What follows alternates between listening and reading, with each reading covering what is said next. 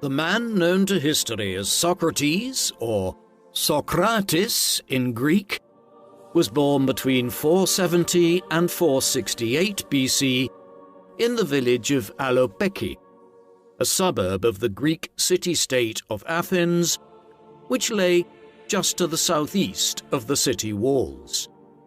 Despite the fact that he is one of the undisputed intellectual fathers of Western civilization and one of the most consequential philosophers and thinkers in history, scholars actually know shockingly few biographical details about Socrates for certain.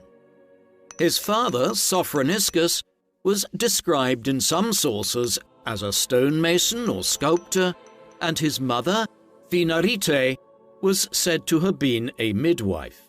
At first glance, these details seem to suggest that Socrates had a working-class upbringing, which was probably not the case. As one of the most famous public educators in Athens during his time, Socrates almost certainly received an elite education as a young man.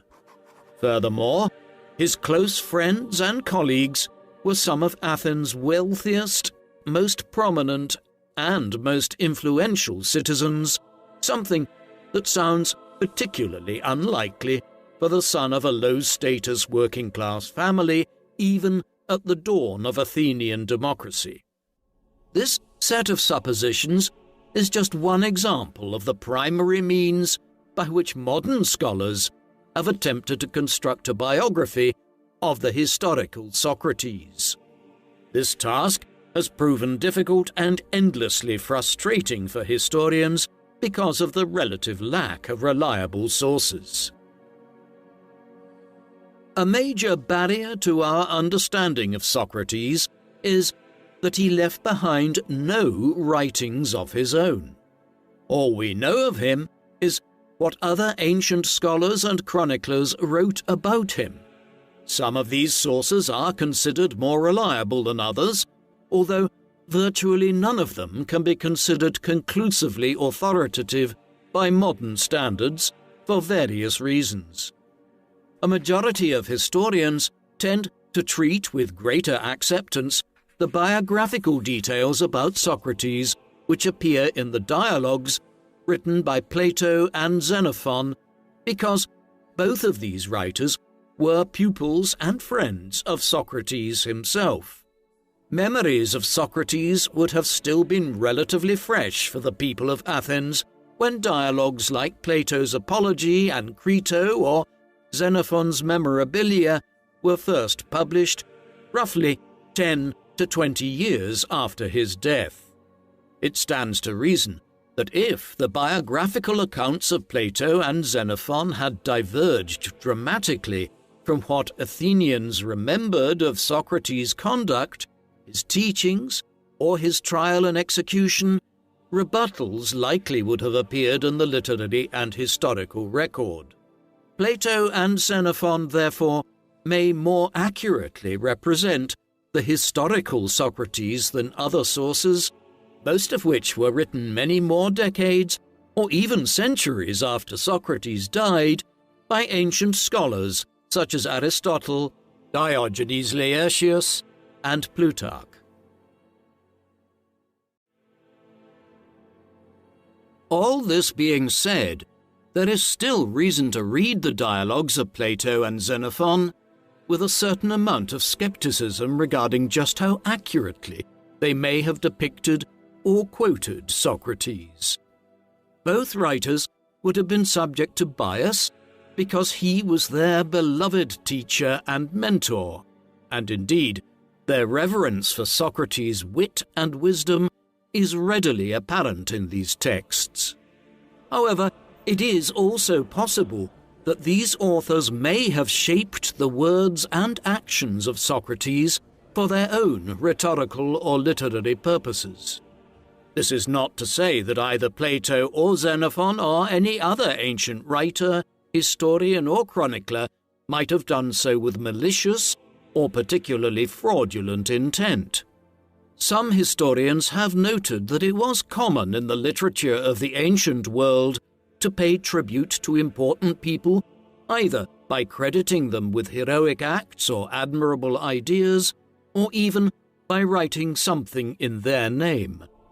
Some writers might even have put their own words into the mouths of more famous, respected, or beloved figures in order to lend legitimacy to their own theses and ideas, which many scholars believe both Plato and Xenophon did in some of their dialogues about Socrates.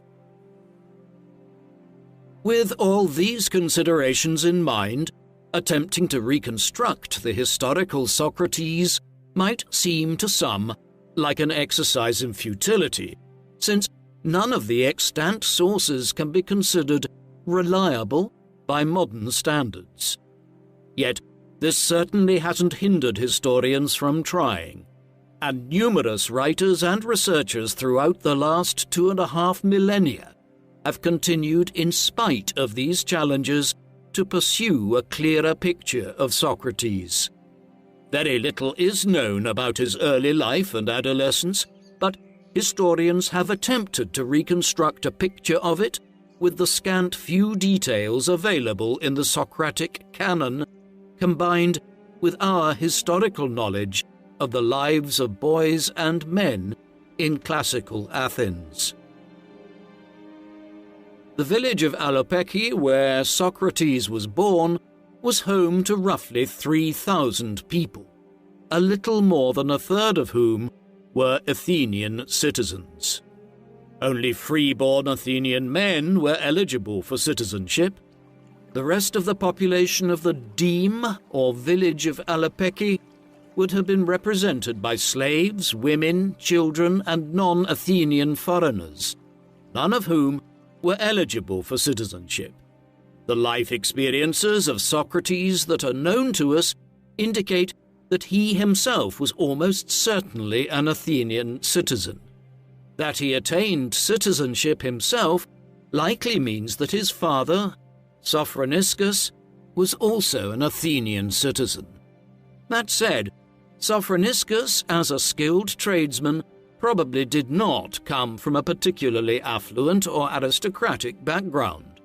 The relatively privileged youth that his son Socrates seems to have enjoyed, however, suggests that he had achieved some financial success in his profession and had achieved some social standing in his community. Sophroniscus counted highly influential and wealthy Athenians among his friends, such as Lysimachus, the son of the Athenian statesman Aristides the Just. If Sophroniscus was indeed a stonemason or sculptor, he was probably not a lowly artisan or labourer, but perhaps the foreman of his own shop or quarry, the master mason. Descriptions of Socrates' mother, Phinarete, suggest that she was better born than Sophroniscus, another factor which points to the probable professional and social success of her husband. We know even less about Phinarete than we do about Sophroniscus. In one of Plato's dialogues, Socrates referred to her as a Maya, or midwife, but it is unclear if this was meant in a literal professional sense. Some scholars wonder if Socrates was not speaking metaphorically and referring instead to a matronly or nurturing quality in his mother. Athenian married women, even those of high social standing, had numerous domestic duties, which suggests that such women might not have had much time to dedicate themselves to pursuing a profession. However, according to one study of a small sample of ancient inscriptions, the majority of the professional midwives identified in classical Greece were free-born women of respectable status, if not high social status. Such women even published medical texts and lectured publicly in their area of expertise, so it's possible that Phinarete might have been a legitimately practicing midwife at one point or another in her life. There was no such thing as organized public education in Athens in Socrates' day. He would have learned to read and write at home with a tutor, most likely an enslaved non-Athenian Greek or other foreigner taken captive in war. Almost all Athenian families of middle-class or upper-class status owned at least a few slaves, and some of these individuals were tasked with educating the family's children until the age of 12, teaching them primarily to read and write, and perhaps also to do basic arithmetic. The male children of freeborn and affluent Athenians during the 5th century BC seemed to enjoy a good deal of freedom and stimulation. While they were expected to be silent and docile in adult company, boys nonetheless often accompanied their fathers into public spaces and adult forums. Young Socrates likely attended theatrical productions, religious festivals, athletic contests, informal public debates, or even banquets at the homes of family friends with his father.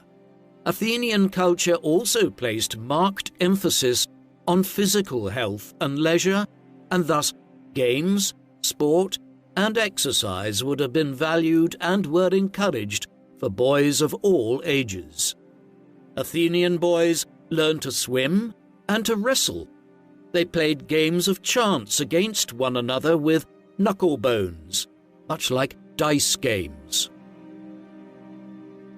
By the age of 12, Athenian boys of middle to high social status usually began attending lessons in gymnastics and music. Training at the gymnasia was emphasized as necessary not only for personal health, but to build strength and fitness among young, up-and-coming male citizens who would be required to serve in the military. Music studies in classical Athens were far more comprehensive as a subject area than they are today. Not only did the study of music involve learning to play an instrument, such as the lyre, the flute, or the aulus, a double reed pipe, but it also involved the study of dance and poetry. Under the tutelage of the famed music master Lampros, young Socrates learned to play the lyre, lessons which he resumed once again in middle age when the musician Konos began to instruct him in the newer, more innovative playing techniques. In his youth, Socrates would have been taught to sing and to dance, to memorize and recite poetry by Homer, Pindar, Sappho, Anacreon, and other lyric poets. As we see, music studies encompassed not only music and dance, but also literature, since much lyric poetry was set to music. Interestingly, music academies in classical Athens offered a good deal of history study and religious education, in addition to education in the artistic disciplines of music and dance. This is because the poets were not just poets, but also often historians and the documentarians of the legends of the gods, and music and dance was often instrumental in classical Greek religious rites. This period of musical and gymnastic education in Socrates' young life probably lasted for 2 to 4 years. It is also possible that Socrates might have begun apprenticing to his father's trade sometime during his teenage years or early 20s. Athenian law required that fathers secure a professional livelihood for their sons by the time they came of age, and it was fairly common for boys to pursue the same professions that their fathers had. Socrates may have spent any number of months or years working as a mason or a sculptor in his father's shop. Yet, even if he did, it may not have been something demanded of him, but perhaps something he pursued merely to keep himself busy and fit until he came of age and qualified for military service, something that was demanded of every young Athenian male citizen in Socrates' day.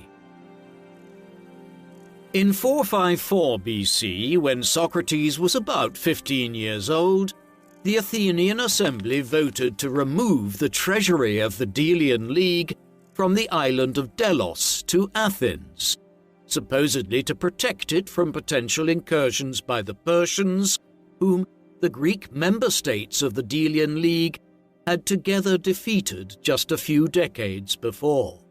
While this immense war chest filled with gold and silver had been constituted for all of the League's member states, who all contributed to it annually for their mutual defense, the rulers of Athens, Pericles and the assembly, evidently decided that was more a suggestion than a requirement.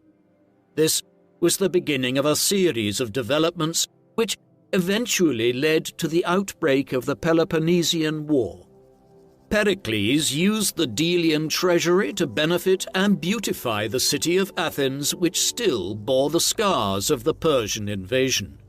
He embarked on an ambitious building program which included impressive public edifices and spaces. The crowning glory of this revitalization project was the Parthenon, the exquisite temple of white marble built atop the Acropolis, with a magnificent ivory and gold statue of the goddess Athena within the temple sanctuary. No doubt the masons, sculptors, and other stoneworkers in Athens, perhaps even Socrates' father Sophroniscus, received many commissions and benefited handsomely from Pericles' building program. The Delian League soon began to break down as its member states grew more and more outraged that their annual tributes, intended for the defense of all, seemed instead to be simply enriching the city of Athens. Pericles soon began to launch military actions against these so-called rogue states who refused to continue paying tribute. Rather than a member state in a confederacy of equals, Athens was beginning to conduct itself more and more like an imperialist power, and other Greek states such as Sparta and Corinth began to mobilize against Athens and her remaining allies. By the time Socrates came of age, Athens would need every available citizen soldier ready to face a series of armed conflicts which would continue intermittently for more than 30 years. In the meantime, Socrates was still completing his education. At some point in his mid to late teens, the philosopher Archelaus became a tutor and mentor to Socrates. Archelaus was a student of the natural philosopher Anaxagoras, who was one of the first thinkers to attribute the workings of the cosmos to natural rather than divine phenomena. Having examined a fallen meteorite, Anaxagoras theorized that the sun was a fiery rock rather than the god Helios, as the Greeks believed. He further posited, correctly as it turned out, that moonlight was merely reflected sunlight. He similarly sought to explain phenomena such as volcanoes, earthquakes, and rainbows as likewise arising from natural processes rather than the divine wrath or benevolence of the gods. In his travel journal, a contemporary scholar, Ion of Chios, reported that in 451 BC, Socrates visited the island of Samos with his tutor Archelaus.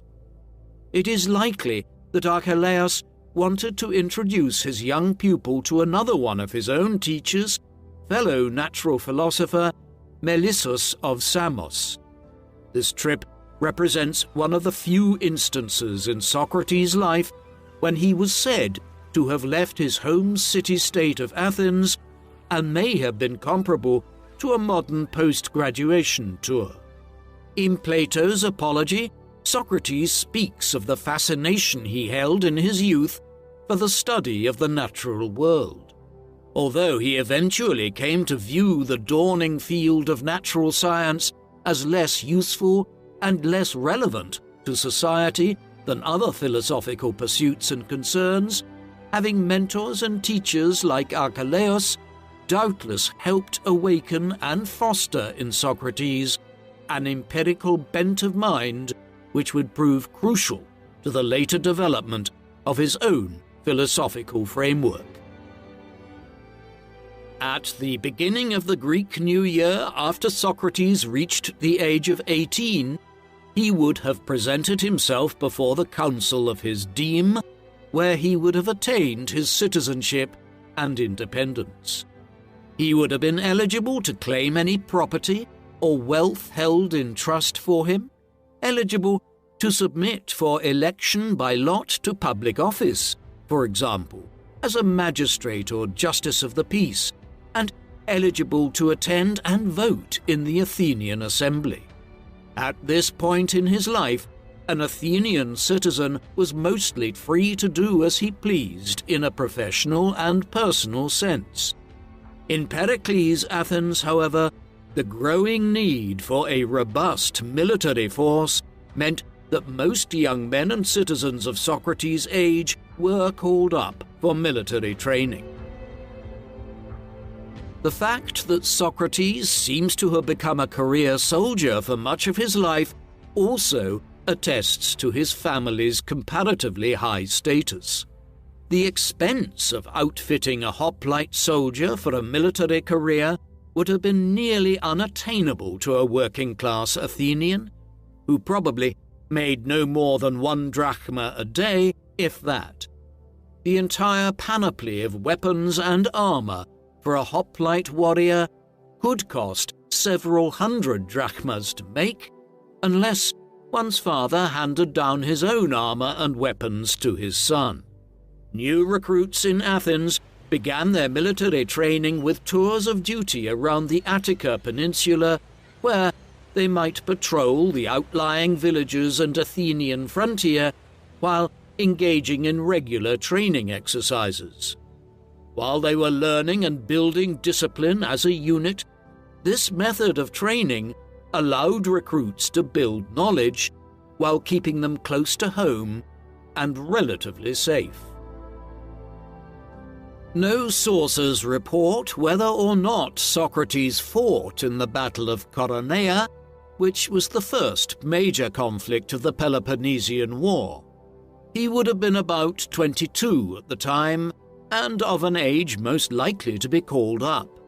In the literature of the Socratic canon, Socrates is only explicitly mentioned as fighting in 2 particular battles, the Battle of Potidaea and the Battle of Delium.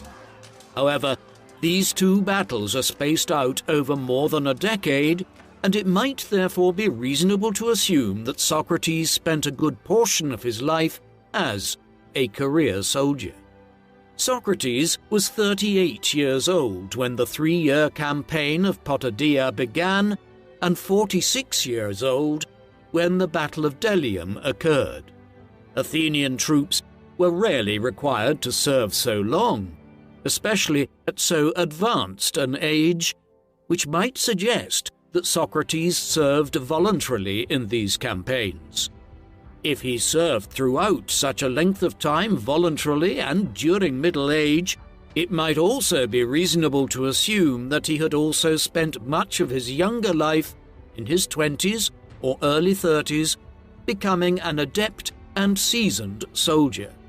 The image of the warrior poet is probably not one that many novice students of Socrates would expect to encounter, considering his more famous reputation in history as the barefooted, shabbily dressed, witty and good-humoured old intellectual.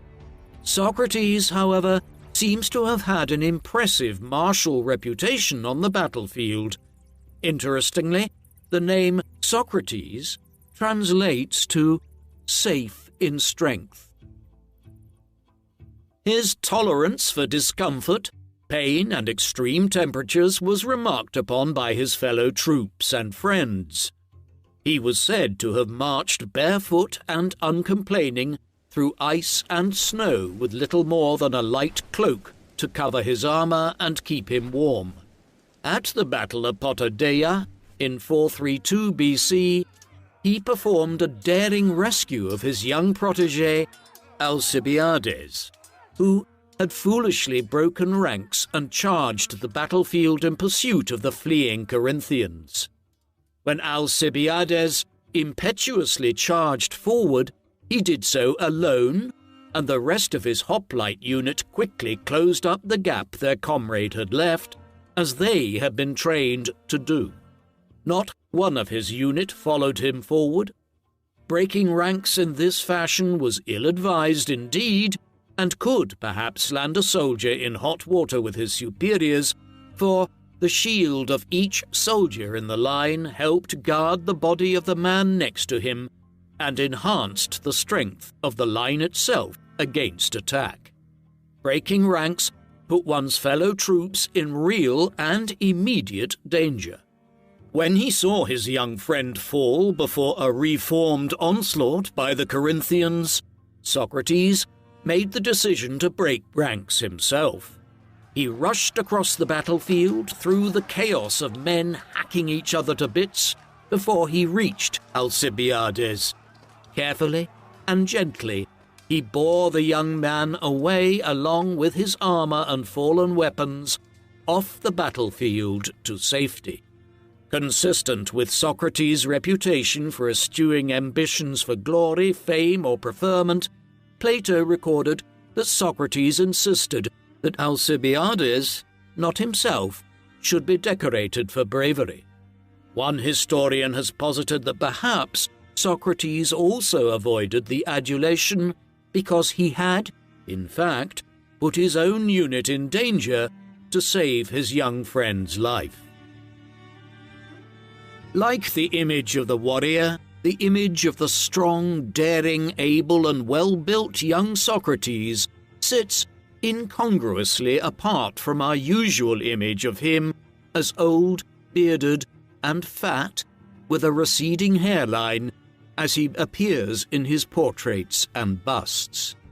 Contemporaries of the elder Socrates, even his friends, described him as famously ugly.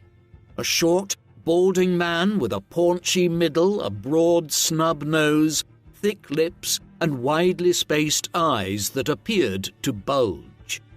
However, in the first bloom of youth as a career soldier, Socrates probably looked very different. Years of gymnastics, military training, if not slinging heavy stones in his father's workshop, would have given him a straight and well-built figure. His shortness would have appeared as stockiness and solid strength. He might even have been perceived as handsome. With his widely spaced eyes, broad nose, and very full lips situated in a younger face, and with what was likely an excellent physique, one is tempted to imagine someone akin to a young Marlon Brando. Although more than one biographer has sought to explore the figure of Socrates in love, we actually know very little about Socrates' personal or romantic life, although, again, that certainly hasn't stopped historians from speculating and theorizing. One recent biography posits that as a young man, Socrates might have fallen in love with the famed intellectual Aspasia, a philosopher herself and the de facto wife of Pericles. The textual evidence for this is rather thin. It involves accepting that a female figure named Diotima, whom Socrates mentions in Plato's Symposium as having been his instructress in all matters of love, is in fact Aspasia.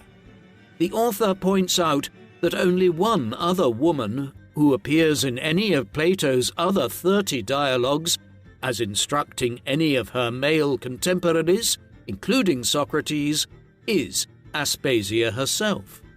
In Plato's Menexenus, she is also depicted as leading philosophical discussions about love. While some historians might find this textual evidence a bit of a stretch, the circumstantial evidence is somewhat more interesting and perhaps slightly more compelling. Sometime in his mid-30s or early 40s, Socrates became a tutor and mentor to the young Alcibiades. The young man he rescued from the battlefield in 432 BC was in fact the ward of Pericles himself, who had become Alcibiades' guardian upon the death of his friend Cleinias, the boy's father, years before. It is unclear whether Socrates took Alcibiades under his wing before or after the Battle of Potidaea, but Plato records that the two were posted together as tent mates and messmates throughout the campaign. Alcibiades was not only Pericles' ward, he was also a relation of Aspasia's by marriage. Probably about the same age as Socrates, Aspasia arrived in Athens in the early to mid-450s, at which time her sister was married to Alcibiades the elder, the grandfather of the younger Alcibiades. Aspasia lived in Athens for 2 years before she settled down with Pericles, who was twice her age, and had a son with him, Pericles the younger. During her early years in Athens, Aspasia quickly developed a reputation for her impressive education, intelligence, aristocratic bearing, and beauty, and her banquets and symposia were attended by some of Athens' most prominent citizens and thinkers, even Socrates himself, if Plato is correct. With all this in mind, it becomes more difficult to believe that Socrates did not run in the same social circles as Pericles and Aspasia. And yet, if they were friends, or at least social contemporaries, why is Plato so sparing in his references to Aspasia? And why is Pericles, who at some point entrusted his ward and the son of his old friend to the care and mentorship of Socrates, mentioned only once in any Socratic writings as having known or interacted with the famous philosopher? A branch of Pericles' family, the Alcmaeonids, even came from the same village as Socrates. Xanthippe, whom Socrates married in his elderly years, is believed by some scholars to have been Pericles' cousin. Considering all of these connections, one is tempted to view the virtual absence of both Pericles and Aspasia from Plato and Xenophon as deliberate. Perhaps it had more to do with the widespread unpopularity that Pericles suffered from later on, or the public hostility and resentment towards Aspasia, who was labelled a harlot among many Athenians for her influence over Pericles. Perhaps neither Plato nor Xenophon wanted Socrates tainted by association with these unpopular figures. Then again, a love affair between Socrates and Aspasia in their early 20s, before she married Pericles, might help explain why there are so many apparent connections between the three, but almost no recorded interactions between them in the Socratic canon. While this is all largely speculation, it is nonetheless quite interesting new scholarship for us to mull over. What is significantly more certain is that Socrates was married twice throughout his lifetime. His first wife was named Myrto, the daughter of his father's wealthy friend Lysimachus, and the granddaughter of Aristides the Just. Socrates is said to have refused to accept a dowry from Myrto's father, another factor which argues for his high status, for it likely suggests he did not need it. Very little is known about Myrto, but she was likely quite a few years younger than Socrates was. Plato records that when Socrates died at 70 years old, he had 2 sons approaching manhood. This suggests that Socrates' eldest son was born when he was in his late 40s or early 50s, implying that Myrto was probably at least a decade younger than her husband, if not younger. Myrto and Socrates had two sons, Menexenos and Sophroniscus. At some point during his 50s, Socrates took a young woman named Xanthippe into his household as his mistress. When his wife Myrto later died, Socrates married Xanthippe, and they had a son named Lamprocles, who was apparently still a child of indeterminate age when Socrates was executed in 399 BC. All of this being said, the details of Socrates' marriages are unclear, and different accounts suggest Socrates was married exclusively to Xanthippe. In between his military tours of duty and months or even years on campaign, Socrates pursued his ongoing study and development of philosophy in his beloved Athens. Socrates famously eschewed the pursuit of wealth and never accepted money from the students he taught. Some historians believe that Socrates inherited several rental properties from which he derived his income, and he would also have been paid a salary and pension for his military service, which puts a dent in his reputation as the impoverished intellectual. Still, the image of Socrates with which we are most familiar is the shabby, barefooted, genteel, friendly, and urbane sage about town who walked every day to the Athenian agora or public square to frequent the booksellers, converse with his friends, argue good-naturedly with acquaintances, or take the time to answer the questions of his pupils.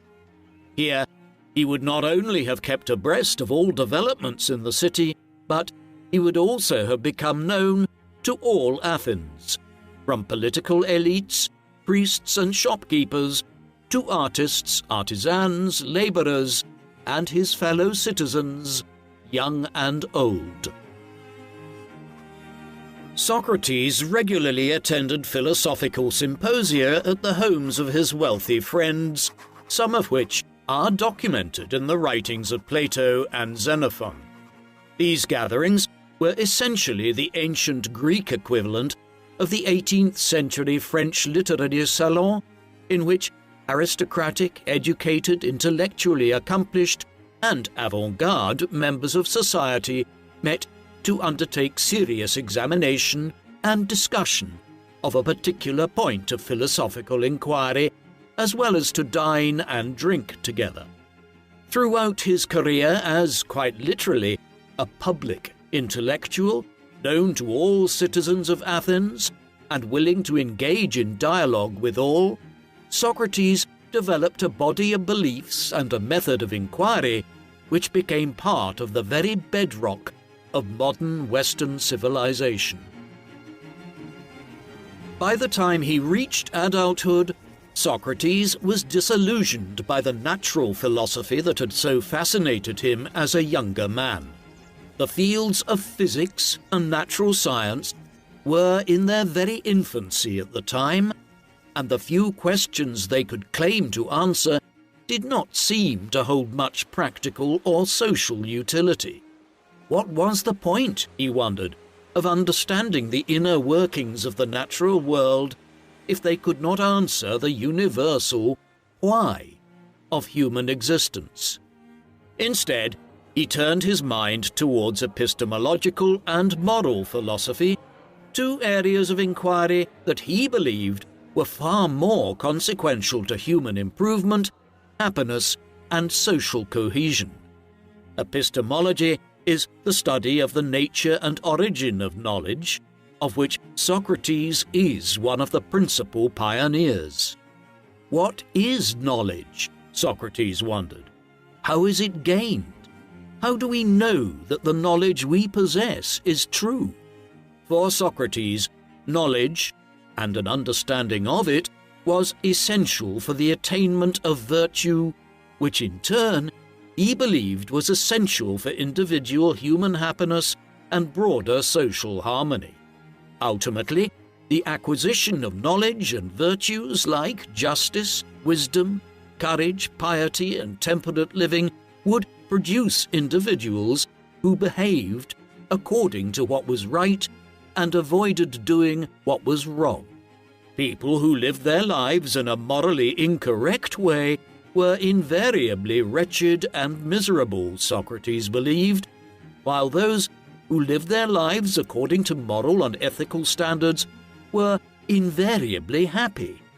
For Socrates, the continuous search for self-knowledge was paramount. The unexamined life, he is famously believed to have remarked, is not worth living. Alongside self-knowledge, Socrates believed that moral improvement and the cultivation of the soul were equally important goals for all people as individuals and as members of their communities. In addition to the fields of epistemology and ethics, Socrates also pioneered the techniques known to philosophers as the elenchus, the dialectic, and what teachers called the Socratic method. This is essentially a question and answer style of conversation.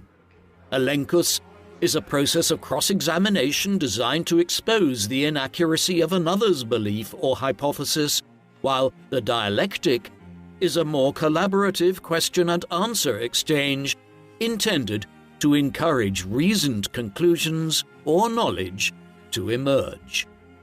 The dialectic approach is akin to what Socrates pursued during symposia and what teachers who today embrace the Socratic method do in their own classrooms when they use a guided question and answer approach to help the class reach conclusions as a group. According to Socrates himself, it may have been the use of his elenchus technique that caused significant dislike of him to grow among his fellow Athenians. After all, few of us find it easy to like people who seem determined to show us that we're not as smart as we think we are. While defending himself at his own trial in Plato's Apology, Socrates narrated a series of events which, when they occurred, could not have failed to spark public resentment against him for what was probably perceived as self-aggrandizement. This episode he describes also appears in Xenophon's Memorabilia, albeit with slight embellishments. So the story goes, a friend of Socrates and fellow philosopher by the name of Chaerephon visited the oracle at Delphi and asked of her, "Who is wiser than Socrates?" To the surprise and perplexity of both men, the oracle replied, "No one is wiser than Socrates." This response utterly perplexed Socrates, whose first instinct was to reject the notion that he might be the wisest of all men. In Xenophon's version, Socrates was present when the oracle made her famous pronouncement, and he was said to have dwelt long and thoughtfully upon the inscription etched above the entrance to Apollo's temple, "Know thyself." This experience, Socrates said, spurred him to investigate the oracle's claim as thoroughly as he could, believing that he would eventually prove her wrong. He described approaching and conversing with many of his fellow Athenians, beginning with those generally considered to be the most knowledgeable and accomplished in the city, such as politicians and scholars. He observed, however, that all of those whom others believed to be the most wise, and who believed themselves to be so, were invariably unable to conclusively defend their claims to superior knowledge. He then turned to the artisans and skilled tradesmen, who were indeed wise and competent in their own particular craft pursuits, but held little knowledge or wisdom about higher concerns, though many of them also believed themselves to be wise. The difference between Socrates and the individuals he questioned was that he made no claims to the superiority of his wisdom. "As for me, all I know is that I know nothing," he famously remarked. For Socrates, the near impossibility of ensuring that any knowledge constitutes an ultimate and verifiable truth should encourage intellectual humility. The part that he left unsaid was that perhaps this was precisely what the Delphic oracle meant when she said that no one is wiser than Socrates. No doubt, Socrates used his elenchus method in interrogating his fellow Athenians' claims to wisdom. This technique often ends in what is known as aporia, which is an unresolvable logical impasse or dead end in an argument. As a man who openly claimed he didn't have all the answers, Socrates was not out to tell people the right ones, merely to show that through the acquisition of knowledge and the use of reason, one could expose the wrong-headed beliefs of those who thought themselves wise. His ultimate lesson was to question everything, even supposedly settled knowledge, and to be aware that no matter how impressive one's intellectual attainments might be, one always finds oneself once again on the frontier of knowledge. Unfortunately, but quite predictably, many of his fellow Athenians took offense at his deconstruction of their beliefs and claims to wisdom, and Socrates' reduction of their arguments to a state of aporia surely made him many enemies, some of which would eventually put him on trial for his life. The reputation and fame that Socrates attained during his life in Athens is apparent in the works of not only scholars, but artists too. He was caricatured in the works of Athenian playwrights, most notably by Aristophanes in his comedy The Clouds, which premiered in Athens in 423 BC. This play lampooned Socrates as a skinny, half-mad, stringy-haired ascetic with absurdly high-flown ideas about the nature and workings of the heavens and the earth. His character was depicted floating above the stage in a basket, suspended by ropes and pulleys, in which the old philosopher's own flatulence appeared to propel him here and there. In some respects, we must admit that comedy hasn't changed much in more than 2,000 years. Socrates' discussion and description of Aristophanes' play in Plato's Apology suggests that Socrates might have seen the comedy himself when it was performed in Athens. Aristophanes and Socrates were at least friendly acquaintances, if not friends, if the text in Plato's Symposium is to be believed. This text, and many others which Plato wrote, illustrate that Socrates had a playful, easy-going nature and a great sense of humor. Socrates may have even thought that Aristophanes' play was quite funny at the time. Sadly, the attributions made to him in such public forums, that he claimed superior knowledge of the heavens and the earth, would come back to bite him later on. Several more public marks against Socrates' reputation appeared over the next 15 years. Throughout this period, 2 of his former pupils were involved in political and military developments considered both reprehensible and treasonous by many Athenians, beginning with Socrates' beloved young pupil and friend, Alcibiades. Elected general at just 30 years old, the handsome, dashing and boastful Alcibiades convinced the Athenian assembly to undertake and give him command of the Sicilian campaign of 415 to 413 BC. He persuaded them to commission hundreds of ships, the deployment of 10,000 hoplite soldiers and 30,000 naval men. It was by far the largest and most expensive force Athens had ever assembled. The day after it launched, political foes of Alcibiades levelled charges against him for profaning the mysteries. He was accused of vandalizing numerous shrines to the god Hermes and for making light of the gods in public at a masquerade. The Athenian authorities sent troops to Sicily to arrest Alcibiades, who then escaped and defected to the side of the Spartans. Alcibiades' betrayal brought significant intelligence advantages to the Spartans and utter disaster to the Sicilian campaign, resulting in the biggest military loss in troops and ships in Athenian history up until that point. This was a financial disaster which many Athenians blamed for the weakening of their military strength at a particularly crucial juncture of the Peloponnesian War. Athens was defeated in 404 BC, at which time the Spartans installed an oppressive oligarchic council to rule the formerly democratic Athens. This body became known as the 30 Tyrants, who ruled over Athens until 403 BC, when they were overthrown by pro-democracy Athenians and the previous regime was restored.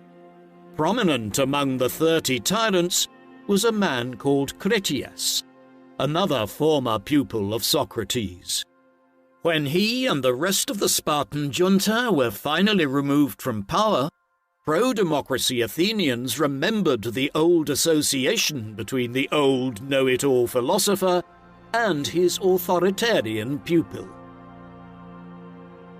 The anger against the two young men who many viewed as arch-traitors to Athens made Socrates seem guilty by association rather than by any action of his own. His enemies also noted that Socrates was not censured or punished by Critias or the 30 for refusing to arrest a man he knew to be innocent, Leon of Salamis, who the oligarchs wanted to execute. This is the only instance in which Socrates was known to serve in public office. He served a one-year term from 404 to 403 BC, and it was likely only the fall of the tyrants that saved him from their wrath. Still, after all of the upheaval that had been wrought by two traitors to Athens, many continued to mutter darkly about Socrates and to wonder if his pupils' actions were the fault of their mentor. In 399 BC, 3 men of Athens, Meletus, Anytus, and Lycon, laid charges against Socrates for impiety and for corrupting the city's youth. They claimed that Socrates had denied the existence of the gods of Athens, invented new gods, that he had claimed to understand the workings of the heavens and the earth, and that he used his talent for rhetoric to corrupt and lead young people astray. To the modern ear, few, if any, of these charges sound like prosecutable crimes. However, the justice system of classical Athens featured no official prosecutors or defense attorneys. All prosecutorial actions were initiated by private citizens. The accusers and accused were each given an equal amount of time to present their case. This time limit was determined by a water clock, which applied only to the speeches of accuser and accused. The clock was stopped temporarily whenever a witness was called. Cases were heard by the laws, or judges of Athens, and verdicts were decided by a jury of 500 Athenians, selected by lot. The rationale of impaneling such large juries was that it would make bribery nearly impossible. Socrates used his allotted time and his verbal skills to defend himself as thoroughly as possible. His defense forms the full text of Plato's Apology, an ironic title, given there is nothing apologetic about it. Socrates took his time addressing and deconstructing each charge, demonstrating that none were founded in fact. He pointed out that he had, in the past, inadvertently made enemies of his accusers by showing their pretensions of wisdom to be false. Incensed, his accusers now levelled charges at him which were based on unfounded rumours, suppositions, and public propaganda which had been spoken about Socrates at various times over the years. The jury found Socrates guilty nonetheless by a slim margin of just 30 votes. When his time came to be sentenced, his accusers demanded the death penalty. Athenian justice provided that a defendant who was found guilty might propose their own punishment, which a jury might accept since it showed remorse and an attempt at restitution. It was also a chance for a jury to use their judgment as to whether the harsher punishment often demanded by accusers was merited. Socrates seems to have shot himself in the foot, so to speak, at this stage of the trial, but his reasoning was clear. Since, he said, he was not guilty of the crimes of which he was accused, to volunteer himself to be punished would be to concede that he had done something wrong, which he had not. He had dedicated his life to the cultivation and improvement of his beloved city, giving freely of his knowledge and instruction to anyone who sought it, for which he never charged any fees. His shabby clothes, bare feet, and temperate habits could clearly testify to his poverty, as he described it, which he gladly endured, since he viewed all ambitions for wealth and glory as leading to unhappiness and corruption. In fact, Socrates asserted, instead of being punished, he ought to be rewarded, and requested that the city of Athens offer him free meals for life, as public benefactors and victorious Olympians received. This suggestion may well have been a joke, but it likely didn't go over well. Socrates concluded with an offer to pay a fine of 100 drachmas, which amounted to about a fifth of his estate. If this were unacceptable, he said, 4 friends of his who were present at the trial, Plato himself, Crito, and his son Critobulus and Apollodorus, were prepared to pay a fine of 3,000 drachmas on Socrates' behalf. The jury sentenced Socrates to death, strangely by a larger margin than the verdict that had convicted him. When asked if he had anything to say, Socrates spoke directly to the jury. To those who had seen the justice in his defense, he offered thanks and praise for their civic and judicial integrity. Those who had condemned him, he stated, had ultimately condemned themselves in the eyes of history, and he prophesied that men would always speak of their actions as deliberately dishonorable. Still, as a loyal Athenian committed to the rule of law, he accepted the verdict and his sentence. Socrates spent about a month in jail prior to his execution, which was a rare occurrence indeed, since sentences were normally carried out within a day or two. However, the day before Socrates' trial, the annual religious pilgrimage to the island of Delos began.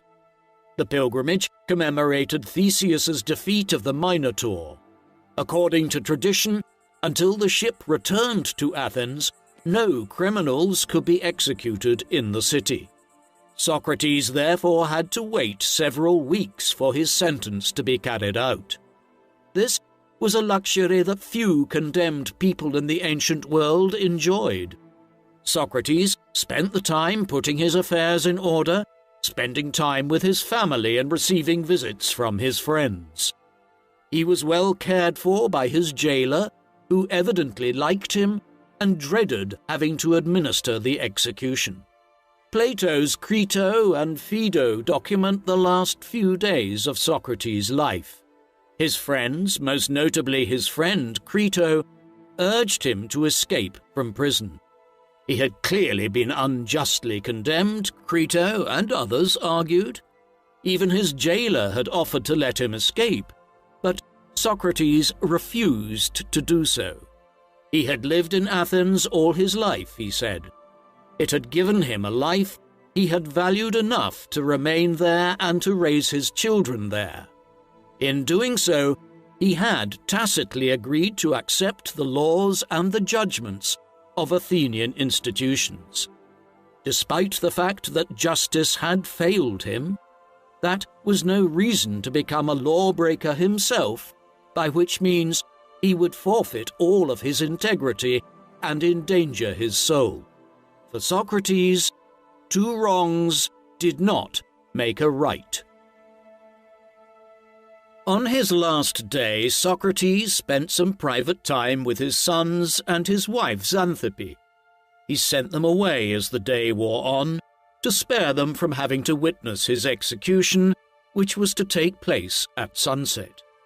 He spent his remaining hours on earth conversing with his friends on the nature of life and death, his beliefs about the immortality of the soul, and his conviction that death is not the end. He comforted them when some of them began to cry as sunset approached. Who can say for sure, he asked, whether death is not better than life? When his jailer arrived with a draught of hemlock, Socrates bade them all farewell before drinking the poison and laying down on his bed to await the end. He spoke his last words to his friend Crito before covering his face with a piece of cloth. I owe a cock to Asclepius. Don't forget to pay the debt. Scholars have endlessly debated the meaning of these words. Asclepius was a deified cult hero whom worshippers believed could prevent or cure illness if they made sacrifices to him. Did Socrates have an actual debt to pay to a deity he believed had previously interceded for him? Did he, perhaps, see life as the illness of which he was being cured and asked Crito to make a sacrifice of thanksgiving for him? The debate goes on, as do many others relating to the life of Socrates. Despite the numerous questions still surrounding him, Socrates has achieved a level of lasting fame and immortality that one can only compare to religious figures in history such as the Buddha, Jesus, or Lao Tzu. All four of them were teachers, all placed marked emphasis on self-knowledge and the cultivation of the soul for moral improvement, but alone among them, Socrates was never deified. This is not to say that Socrates had no influence on religion. Nothing could be further from the truth. Socrates' ideas on the nature and immortality of the soul and his views on ethics had incalculable influence on the early fathers of the Christian Church. The Socratic canon remains a mainstay in the libraries of Christian theology scholars today. Furthermore, his impact on education, law, and politics is still strikingly evident today. Socratic teaching methods are standard in Western classrooms at all levels of education. Political and legal scholars continue to argue about exactly where Socrates landed when it comes to democracy versus oligarchy, or the social contract theory versus civil disobedience. Of course, not every subsequent philosopher or writer liked or agreed with Socrates' ideas, most notably Friedrich Nietzsche, who famously savaged the beliefs of Socrates in his 19th century works Twilight of the Gods and The Antichrist. Socrates' greatest gift to us is considered by many to be his championing of empiricism and reason. Despite his rejection of natural philosophy, Socrates never reached any conclusion. Even those concerning metaphysical phenomena such as the soul, without employing a reasoned and logical approach which was always open to question and criticism. His epistemological framework for establishing what is true according to what is readily observable would eventually be developed by Aristotle into the first incarnation of the scientific method.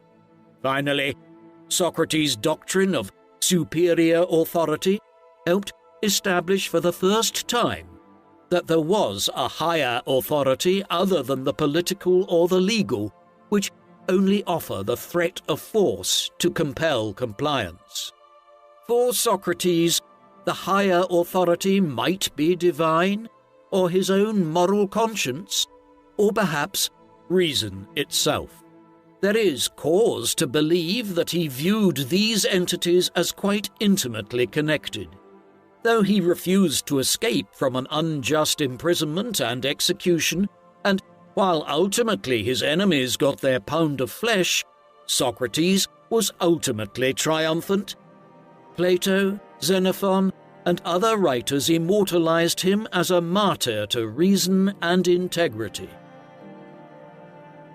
The ongoing search for the historical Socrates continues, and while some might call the quest futile, considering the paucity of sources available and the doubts surrounding their potential authenticity, many historians take their cue from Socrates himself.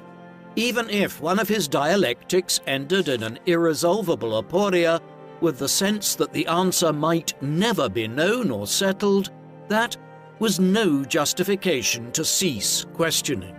Though a clear picture of the historical Socrates has largely remained stubbornly out of reach, scholars will likely still continue to pursue this most elusive figure who, paradoxically, looms larger than almost anyone in the history of Western civilization.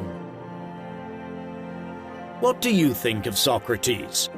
Does he deserve the title, the father of Western philosophy?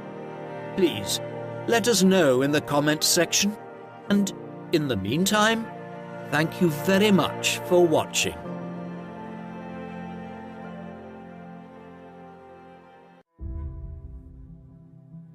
The man known to history as Friedrich Wilhelm Nietzsche was born on the 15th of October 1844 in the village of Röhrken, near the town of Lützen, in what was then the Kingdom of Prussia.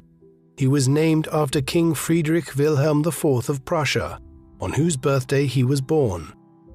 Friedrich's father was Ludwig Nietzsche, a 31-year-old Lutheran priest at the local church. After receiving his religious training at the University of Halle, Ludwig had spent 7 years working as a private tutor to the 3 daughters of Duke Joseph of Saxe-Altenburg, a minor prince and a veteran of the Napoleonic Wars. In 1842, soon after taking up his post at Röhrken, Ludwig met 17-year-old Franziska Oehler. The pair were married the following October, on Ludwig's 30th birthday. The daughter of the priest of the nearby parish of Porbels, Franziska was 19 years old when she gave birth to Friedrich. The couple had 2 further children, a daughter in 1846 named Elisabeth, and a son 2 years later that they named Ludwig Joseph. Nietzsche's recollections of his earliest years were dominated by his father, who was a well-respected member of their community. Living in a scholarly house, little Friedrich enjoyed playing with the books that were proudly displayed in his father's study. This idyllic existence would soon be disrupted by the revolutions of 1848, which swept across the European continent that spring and summer. The conservative Nietzsches were horrified when the King of Prussia was forced to acquiesce to many of the demands of the Prussian revolutionaries. Yet there were more personal problems soon facing the family.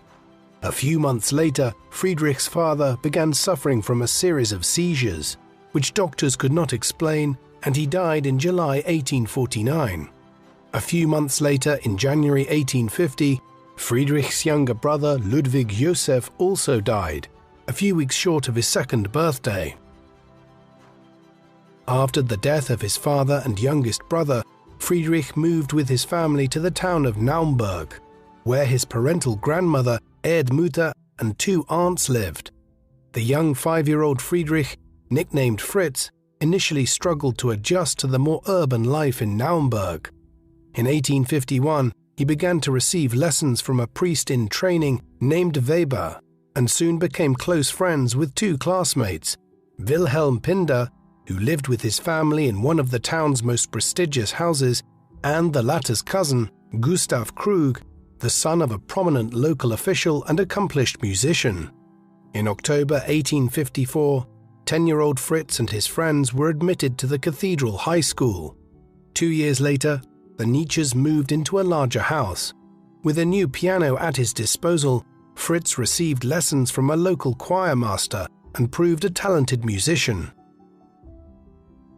In October 1857, not long after his 13th birthday, Friedrich began to suffer from serious headaches. His mother took him out of school until he recovered his health. By the time he returned to school in early 1858, he had written 2 short plays. His literary output continued later in the year on a visit to his maternal relations at Pöbels, where he wrote a brief autobiographical account of his young life, including idyllic reminiscences of his father's house at Röken. Commenting on the music he heard in his father's church, the 13-year-old Nietzsche defended the classical tradition of Mozart, Haydn, and Beethoven, which leads our thoughts to higher things, while describing the music of contemporary romantic composers such as Liszt and Berlioz as decadent and of limited value from a cultural perspective, as it was being used, quote, solely for enjoyment or to make a public exhibition of itself. Although he would spend his adult life challenging such moral prejudices, the teenage Nietzsche was already displaying the literary talent that would make him a profound writer, critic, and thinker. In September 1858, not long after Nietzsche returned to Naumburg, he received a scholarship to study at the prestigious Pforta boarding school west of Naumburg. The curriculum here was typical of the 19th century and focused on the study of classical languages, including Latin, Greek, and Hebrew. While the school timetable provided for 10 hours of studying each day, Nietzsche adapted quickly and was consoled by the proximity to Naumburg, which enabled him to meet his family regularly. However, he regretted being separated from his friends, Wilhelm and Gustav, both of whom continued their studies in the town. After a memorable visit to the university town of Jena during his summer break in July 1859, Nietzsche returned to Pforta in August and finished top of the class in his exams. However, the year was marred by the death of his 72-year-old grandfather, David Uerler, which forced his maternal relatives to move away from Pöbels. In the summer of 1860, Nietzsche, Wilhelm Pinder, and Gustav Krug formed a 3-man literary society called Germania, agreeing to meet regularly and discuss their respective musical and literary outputs. As part of this pursuit, Nietzsche began writing a Christmas oratorio.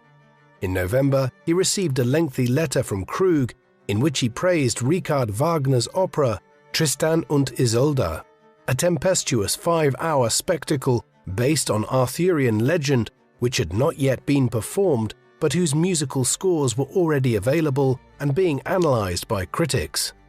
For the time being, Nietzsche did not share his friends' enthusiasm for Wagner's work, though that would change in time.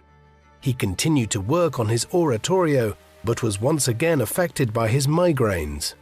Over the course of 1861, he also began to drift towards the music of Liszt, which he had earlier denounced as sinful, and began to take an interest in Slavic and Hungarian folklore. The year also had a transformative impact on Nietzsche's thinking about history and literature. For school, he wrote a provocative essay defending Friedrich Hölderlin, a poet and philosopher who contrasted German barbarism with the achievements of classical antiquity and who had supported the French Revolution. Elsewhere, Nietzsche was inspired by the English poet Lord Byron, in particular his superhuman romantic hero Manfred. Far more controversial was an essay which he composed around this time, which was supportive of Napoleon III, Emperor of the French, and a nephew of Napoleon Bonaparte, whose armies had inflicted so much devastation on Germany a half a century earlier. Nietzsche's text was criticized by both his friends, an early sign of Friedrich's willingness to court controversy in his writing. In the period that followed, Nietzsche's creativity increased as his thinking continued to develop. In an essay entitled Fate and History, Nietzsche came to the realization that an individual who is theoretically free is in fact obeying a wide range of customs and traditions ingrained into them from childhood, which he called fate. For Nietzsche, an individual who was truly free had to constantly battle against the constraints of fate. This realization led him to reject his Christian upbringing, marking the beginning of Nietzsche's lifelong quest to break free from the chains of Christian morality. Despite frequent bouts of poor health and headaches, Nietzsche continued to meet with academic success at Pforta. By the autumn of 1862, he was finally ready to embrace Wagner after the Germania Society acquired a copy of the score of Tristan und Isolde. Sitting at his piano, Nietzsche valiantly joined Krug in making their way through the opera. Nietzsche was so impressed that he took the score with him to Pforta, deaf to Krug's complaints that it was his idea to purchase it. In his efforts to tear down the rules around him, Nietzsche had begun joining his classmates in smoking and drinking. But in the spring of 1863, a teacher ran into him as he and a friend were returning to school from a drunken binge, resulting in him being moved back a semester. His pursuit of his literary interests caused his grades to fall, and he only just managed to pass his final exams in the late summer of 1864. While his friends Wilhelm Pinder and Gustav Krug went to university at Heidelberg, Nietzsche opted to study theology at Bonn, despite his growing religious pessimism. Nietzsche arrived at Bonn in October, accompanied by his Pforta classmate Paul Deussen, who would later become a renowned Sanskrit scholar. Here he attended lectures by the preeminent philologists Otto Jahn and Friedrich Ritschl. Philology is considered a relatively arcane field of endeavor today, yet in the 19th century it was at the cutting edge of European scholarship. As a discipline, it combines literary criticism with analysis of texts and languages, all within a historical framework. It's important to bear this in mind, as most contemporaries considered Nietzsche to primarily be a philologist rather than a philosopher, as he is more often deemed to have been today. As well as this, much of his earlier work falls very clearly into the realm of philology. When he returned to Naumburg for the Easter holidays in 1865, Nietzsche shocked his mother by informing her that he was no longer planning to become a priest. His growing interest in philology had informed him of how myths come into being, and he increasingly recognized that the early Christians had transformed the historical Jesus of Nazareth into a divine figure in a similar fashion. Supporting his arguments with a copy of David Strauss's Life of Jesus, and which attributed the Gospels in the Bible to early Christians several decades after Jesus' death, Nietzsche stubbornly resisted his family's efforts to convince him to return to theology. When he returned to Bonn, he formally transferred to the Faculty of Philology. Nietzsche soon decided that Bonn was not for him, and opted to transfer to the University of Leipzig in his native Saxony. Aside from financial considerations, Nietzsche had decided to follow Friedrich Ritschl, who had recently been recruited by Leipzig. Soon after his arrival at Leipzig in October 1865, the 21-year-old Nietzsche discovered the work of the philosopher Arthur Schopenhauer, who would become the greatest influence on his thinking. In his book, The World as Will and Representation, Schopenhauer built on the work of his great predecessor, Immanuel Kant, by arguing that the empirical world is only a representation constructed from sensual perceptions, while the true world is defined by an unknowable will that exists among all living beings. In his efforts to understand this enigmatic force, Schopenhauer anticipated Darwin by recognizing that nature is a struggle for survival. Although humans had achieved a dominant position in nature through superior intellect, Schopenhauer pessimistically saw the human will as one which relentlessly pursues its desires only to encounter boredom after attaining them. The only way to escape the suffering of the human condition was to appreciate the wonders of nature and art. In early 1866, Nietzsche furthered his intellectual pursuits by founding a philological club and presenting a paper which caught the attention of Professor Ritschl, who offered to support him in getting his work published. At this time, Saxony found itself caught up in a war between Prussia, the dominant power in northern Germany, and the Austrian Habsburg Empire, the largest German region in the south of Central Europe. After the Prussians won a decisive victory at Königgrätz in July, Prussia extended its influence and Saxony effectively became a Prussian protectorate. Notwithstanding his academic success, in September 1867, Nietzsche was swept up in the German patriotic fervor and enlisted in an artillery regiment. In March 1868, he was badly injured after falling from his horse. He took advantage of his recovery to work on his academic contributions. Shortly before entering military service, he had written a prize-winning essay on the 3rd century AD Greek historian and biographer of the ancient philosophers, Diogenes Laertius. Laertius is our foremost source for the details of the lives of many of the ancient world's most important philosophers. Men such as Zeno of Citium, the founder of the school of philosophy known as Stoicism. Nietzsche's essay on Laertius was subsequently published in a prestigious journal edited by Ritschl, who would accept 2 more of Nietzsche's contributions in 1868. At just 24 years of age, Nietzsche was firmly on the path to academic stardom when he returned to Leipzig in October 1868, after his military service. Following an introduction from a friend, on the 8th of November, Nietzsche was invited to a private gathering to meet one of his idols, Richard Wagner.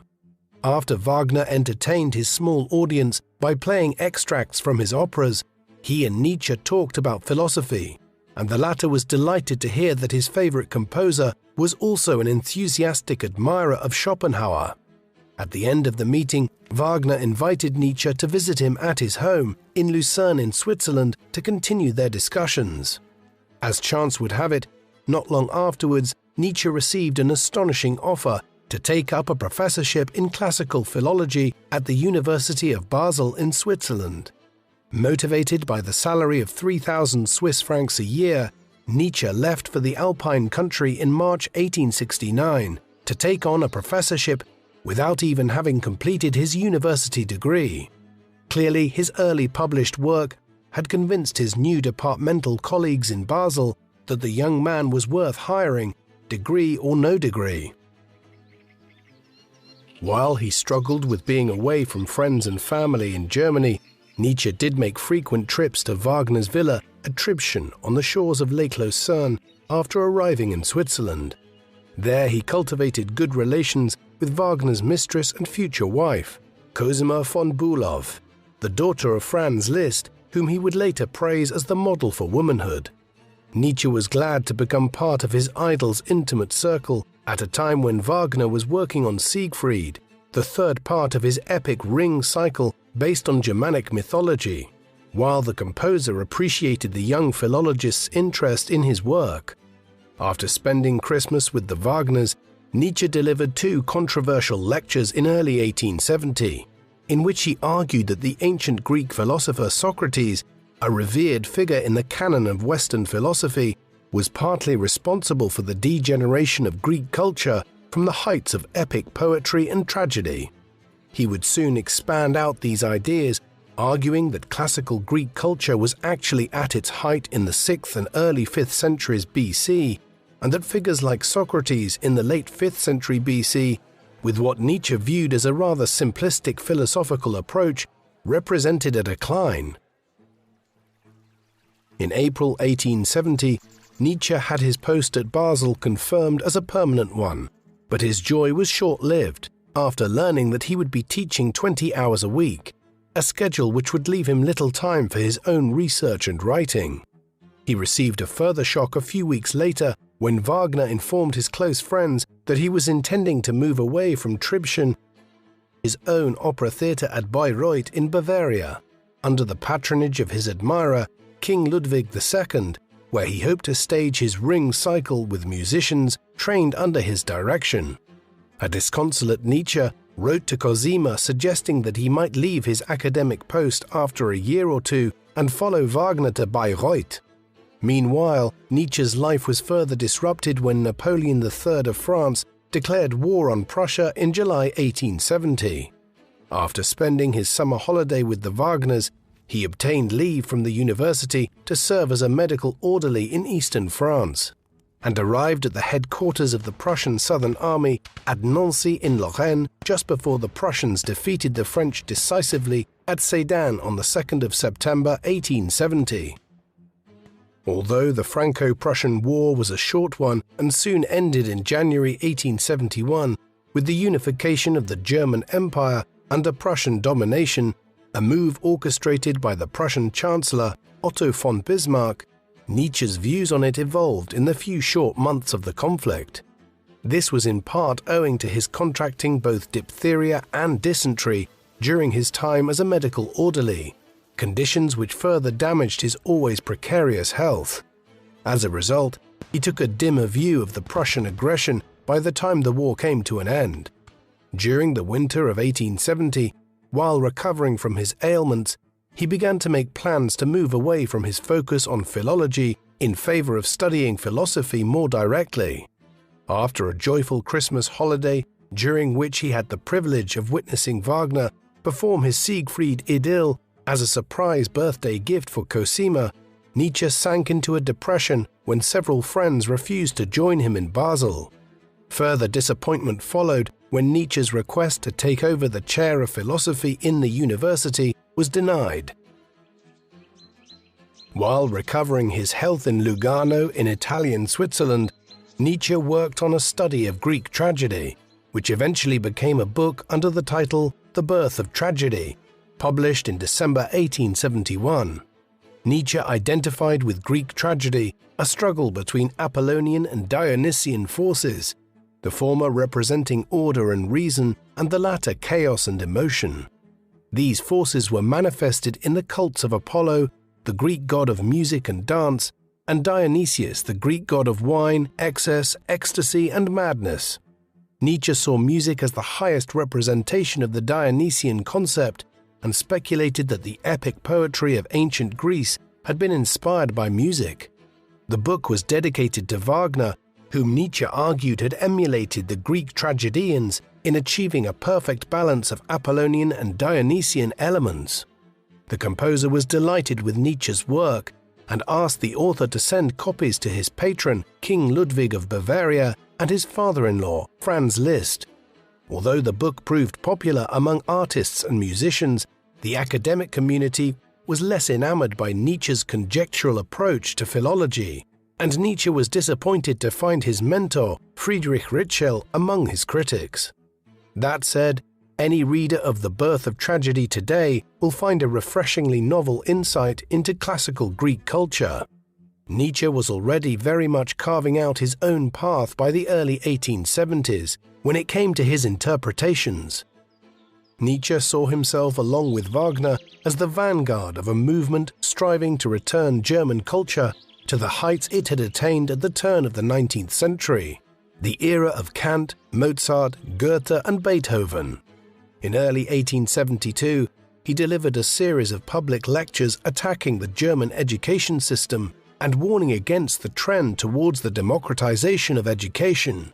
While he recognized a need for the practical training of state officials, farmers, and factory workers, he argued that cultural education and intellectualism was being denigrated by making it overly functional, with the goal that individuals should solely be training for a profession at all times, rather than engaging in scholarship as an end in and of itself. In May, he went to Bayreuth to attend a ceremony marking the laying down of the foundation stone of Wagner's new theatre at Bayreuth, an edifice built to the composer's specifications. Back in Basel, Nietzsche soon found himself in the middle of a vicious debate in the pages of the national newspapers about the merits of his book, The Birth of Tragedy. While he appreciated the publicity, he realized that most of his fellow philologists were against him, and after spending his summer holidays in Italy, Nietzsche returned to Basel to find that only 2 students had signed up to his course on Greek and Roman rhetoric. He was forced to abandon a second lecture course on Homer altogether. Unperturbed, Nietzsche now decided to work on a study of pre-Socratic Greek philosophers, which he hoped to publish under the title Philosophy in the Tragic Age of the Greeks, in time for Wagner's 60th birthday in May 1873. When he visited the Wagners in early April in Bayreuth to inspect construction work on the theatre, Nietzsche's reading from his latest work received a somewhat cool reception, and his efforts to lighten the mood by playing one of his compositions on the piano were likewise received awkwardly. By early May, Nietzsche had almost finished his new book when he became distracted by the publication of The Old and New Faith by David Strauss, the writer whose Life of Jesus had inspired Nietzsche to give up religion. Now, 4 decades after The Life of Jesus first appeared, Strauss's latest work set out a vision of progressive Christianity that labeled Schopenhauer's pessimistic diagnosis of the human condition as the product of a, quote, putrefying brain.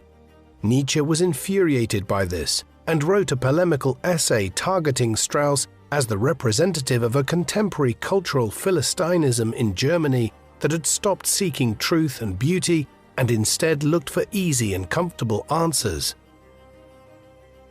This polemic of Nietzsche's against Strauss was the first of a series of 4 essays which would eventually be published together in 1876 under the title Untimely Meditations. In the next installment, under the heading On the Use and Abuse of History for Life, Nietzsche argued that it was worth studying the past as a reminder that it was possible for humanity to achieve greatness, but warned against hero worship and myth-making, suggesting that periodically the past should be re-examined with an eye to the future. Nietzsche then proceeded to attack the scientific approach to history in Germany, which served to undermine the power of the past. In another essay from this time, entitled Schopenhauer as Educator, he praised the manner in which Schopenhauer sought to liberate his readers from convention. It certainly influenced Nietzsche. He was nothing if not original in his views. For the 4th of his Untimely Meditations, Nietzsche turned his attention to art with a piece entitled Richard Wagner in Bayreuth. Although he had written most of it by early 1875, he was once again struck down by ill health that would leave him almost blind. Scholars have debated what afflicted Nietzsche for well over a century. Many have concluded that he was suffering from tertiary syphilis, but it may have been a number of different ailments that gradually became worse over time, notably gastric spasms, hemorrhoids, debilitating headaches, failing eyesight, and eventually fits and fainting spells. Some have speculated that these myriad neurological issues indicate the development of a brain tumor. It was not until July 1876 that Nietzsche recovered enough from this latest bout of ill health that he managed to complete the manuscript of Richard Wagner in Bayreuth with the assistance of a young musician and admirer named Heinrich Koselleck. Copies were immediately sent out to Wagner, who urged Nietzsche to hurry to Bayreuth. Final rehearsals in advance of the premiere of The Ring Cycle in mid-August. Nietzsche arrived there by the 22nd of July, but found the town full of aristocrats who were there for the social occasion rather than any particular appreciation of Wagner's work. Keen to get away from the crowds, Nietzsche refused an invitation to meet the King of Bavaria. The University of Basel now granted Nietzsche a year-long sabbatical. He spent the first part of it in Italy with Malvida von Meisenburg, a German aristocrat who had turned her back on her family and befriended several prominent European revolutionaries, and was an enthusiastic admirer of both Wagner and Nietzsche's work. Although Meisenburg was 28 years Nietzsche's senior, she became one of his closest confidants after their first meeting in Munich several years earlier. Nietzsche traveled to Sorrento in the Bay of Naples with two companions, Albert Brenner and Dr. Paul Rey. Both of them had previously been his students. Under Rey's influence, Nietzsche found himself questioning Schopenhauer's more pessimistic writings. He also became embroiled in a disagreement with Wagner at this time, whose German nationalism Nietzsche was increasingly critical of. Aside from any philosophical disagreements, Wagner knew that his ambitions for Nietzsche to edit a journal to promote his ideas about music and art were unlikely to be realized, given Nietzsche's poor health. Following his return to Basel in the autumn of 1877, Nietzsche went to Dr. Otto Eiser in Frankfurt for a medical examination. The doctor diagnosed a damaged optic nerve as the source of his failing eyesight and prescribed his patient, quote, an absolute avoidance of reading and writing for years to come. This was an instruction Nietzsche was never going to even remotely consider following.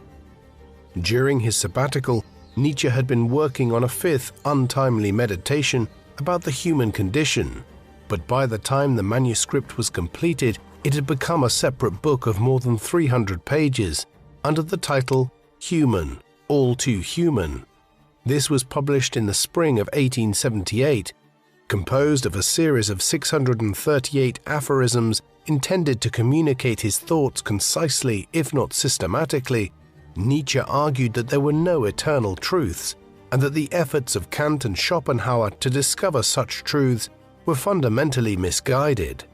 In a dramatic reversal of his earlier views, Nietzsche now placed science on a higher level than art, arguing that small scientific discoveries had done much to advance human progress. While Nietzsche continued to acknowledge the importance of art, he described it as a bridge to facilitate the transition from religion and superstition to his free-spirited way of thinking. Indeed, the subtitle of the book was A Book for Free Spirits.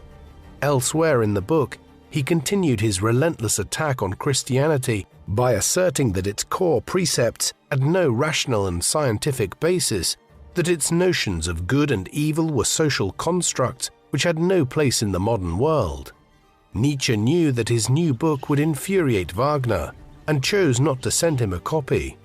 Later, he heard from his and Wagner's publisher, Ernst Schmeitzner, that the composer had acquired a copy of the book but did not read much of it before setting it aside in order not to disturb the positive impression he had of Nietzsche's early work.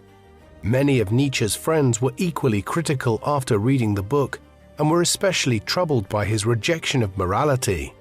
In response to his critics, Nietzsche doubled down by writing a second part entitled Mixed Opinions and Maxims, offering another 400-odd aphorisms in which he argued that Christian humility and self-denial was in fact a manifestation of a self-centered desire to avoid eternal damnation, and that Christianity was a cult of suffering. Nietzsche's deteriorating health prompted him to request to be relieved of his duties at the University of Basel in May 1879.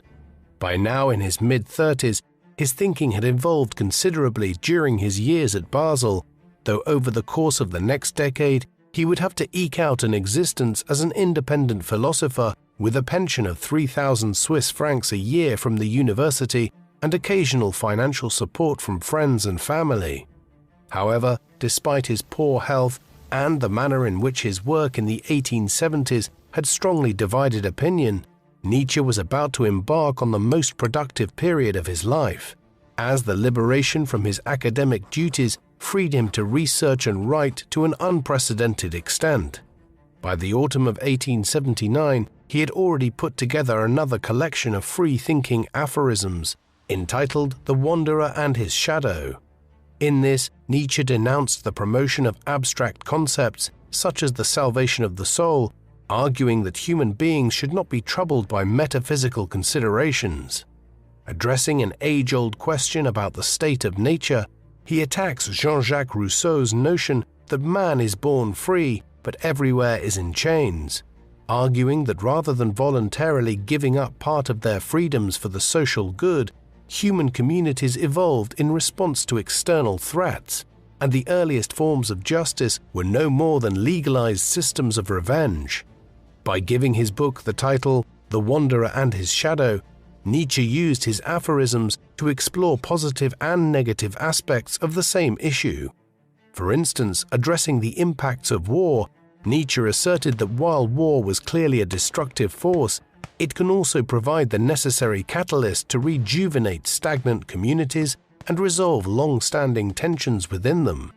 These views were often controversial, but many of the ideas outlined in The Wanderer and His Shadow are now widely incorporated into the field of anthropology and the study of early human societies.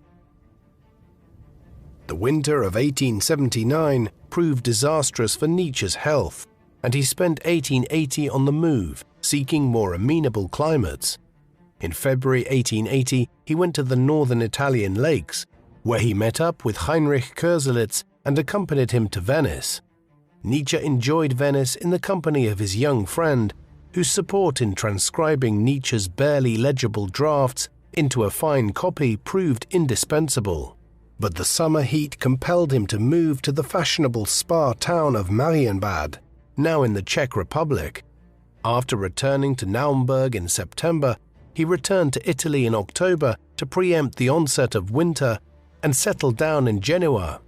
Here Nietzsche was prodigiously busy, and by February 1881 he had completed his draft of Morgenröte, or Morning Glow, which was published in June. While Nietzsche had high hopes for the book, it would prove to be one of his lesser-known works, though it allowed him to further develop his ideas about Christianity's harmful impact on human development, while expressing his appreciation for Eastern religions, in particular Buddhism, which had largely cast aside the need for gods in favor of a quest for the spiritual fulfillment of the individual. January 1882 saw Nietzsche in unusually good health, and he was glad to have the company of Paul Rée, who had brought a typewriter with him to help Nietzsche with his work. Typewriters had only really become commercially available from the late 1860s onwards, and Nietzsche, who was trying to use one in a sustained manner for the first time, initially struggled to operate the machine, straining his eyes to make sure that he was pressing the right key. Now in his late 30s, Nietzsche made the light-hearted suggestion that he might need a wife, a subject that he had occasionally discussed before with Paul Rée and Malvida von Meisenburg during their time in Sorrento. After spending 5 weeks in Genoa with Nietzsche, Rée had continued his journey to Rome to stay with Meisenburg, in whose salon he encountered Lou Salome, a 21-year-old Russian-born poet whose iconoclastic opinions reflected her disillusionment at the religious and moral instruction she received as a student of theology. Rée insisted that Nietzsche ought to meet this extraordinary prodigy, and after a brief stay in Messina in Sicily, Nietzsche arrived at Rome in mid-April.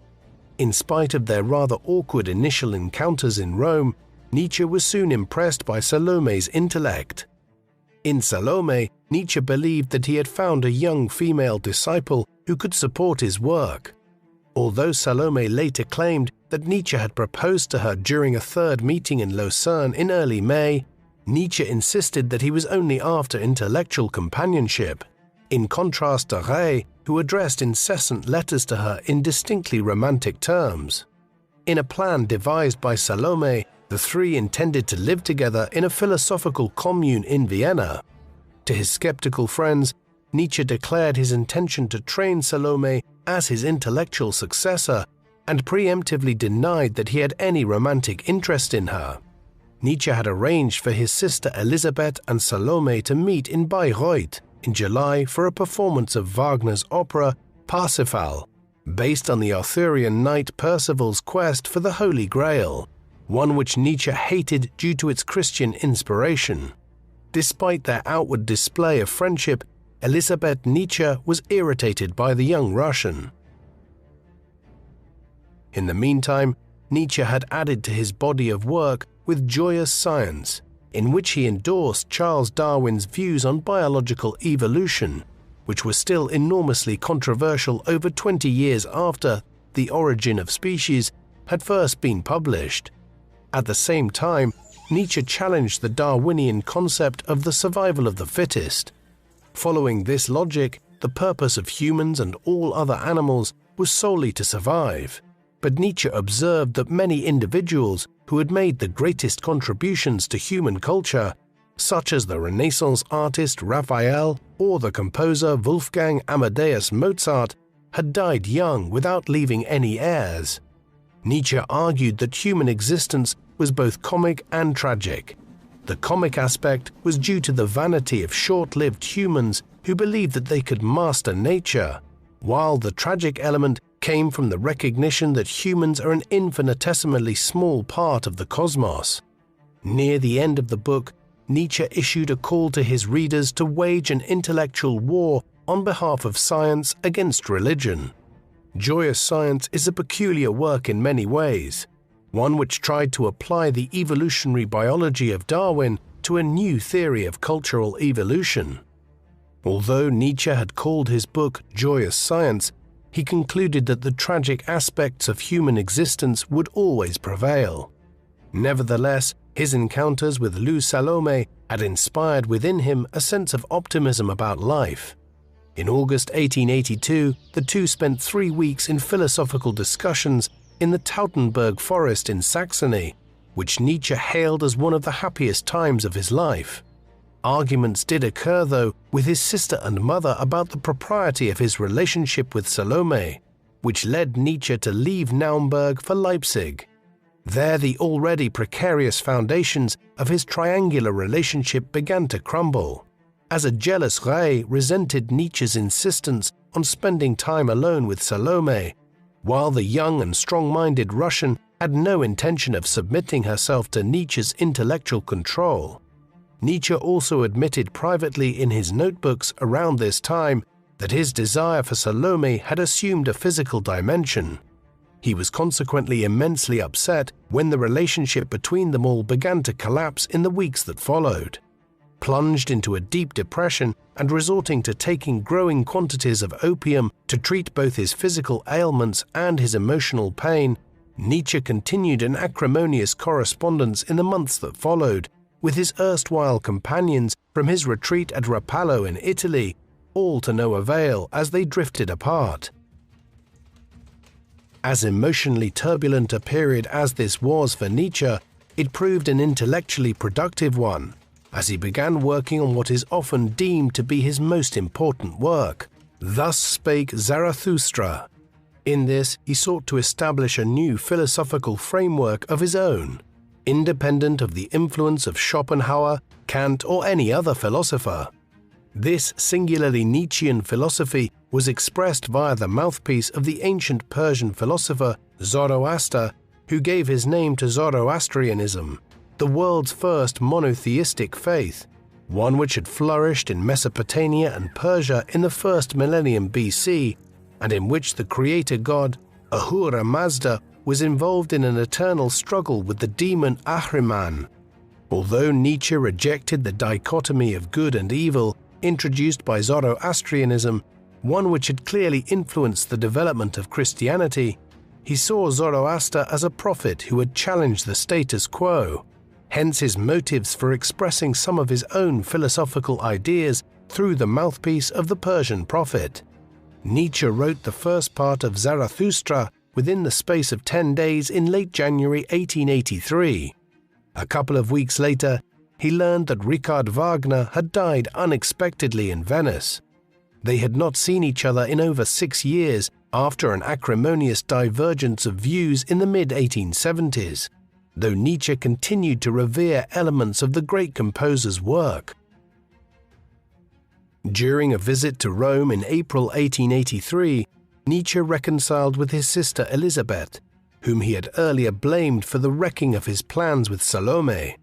By June, he was back at his favorite Swiss mountain retreat of Sils Maria, where he expressed his anger at his Leipzig publisher Ernst Schmeitzner for delaying the publication of the first part of Zarathustra.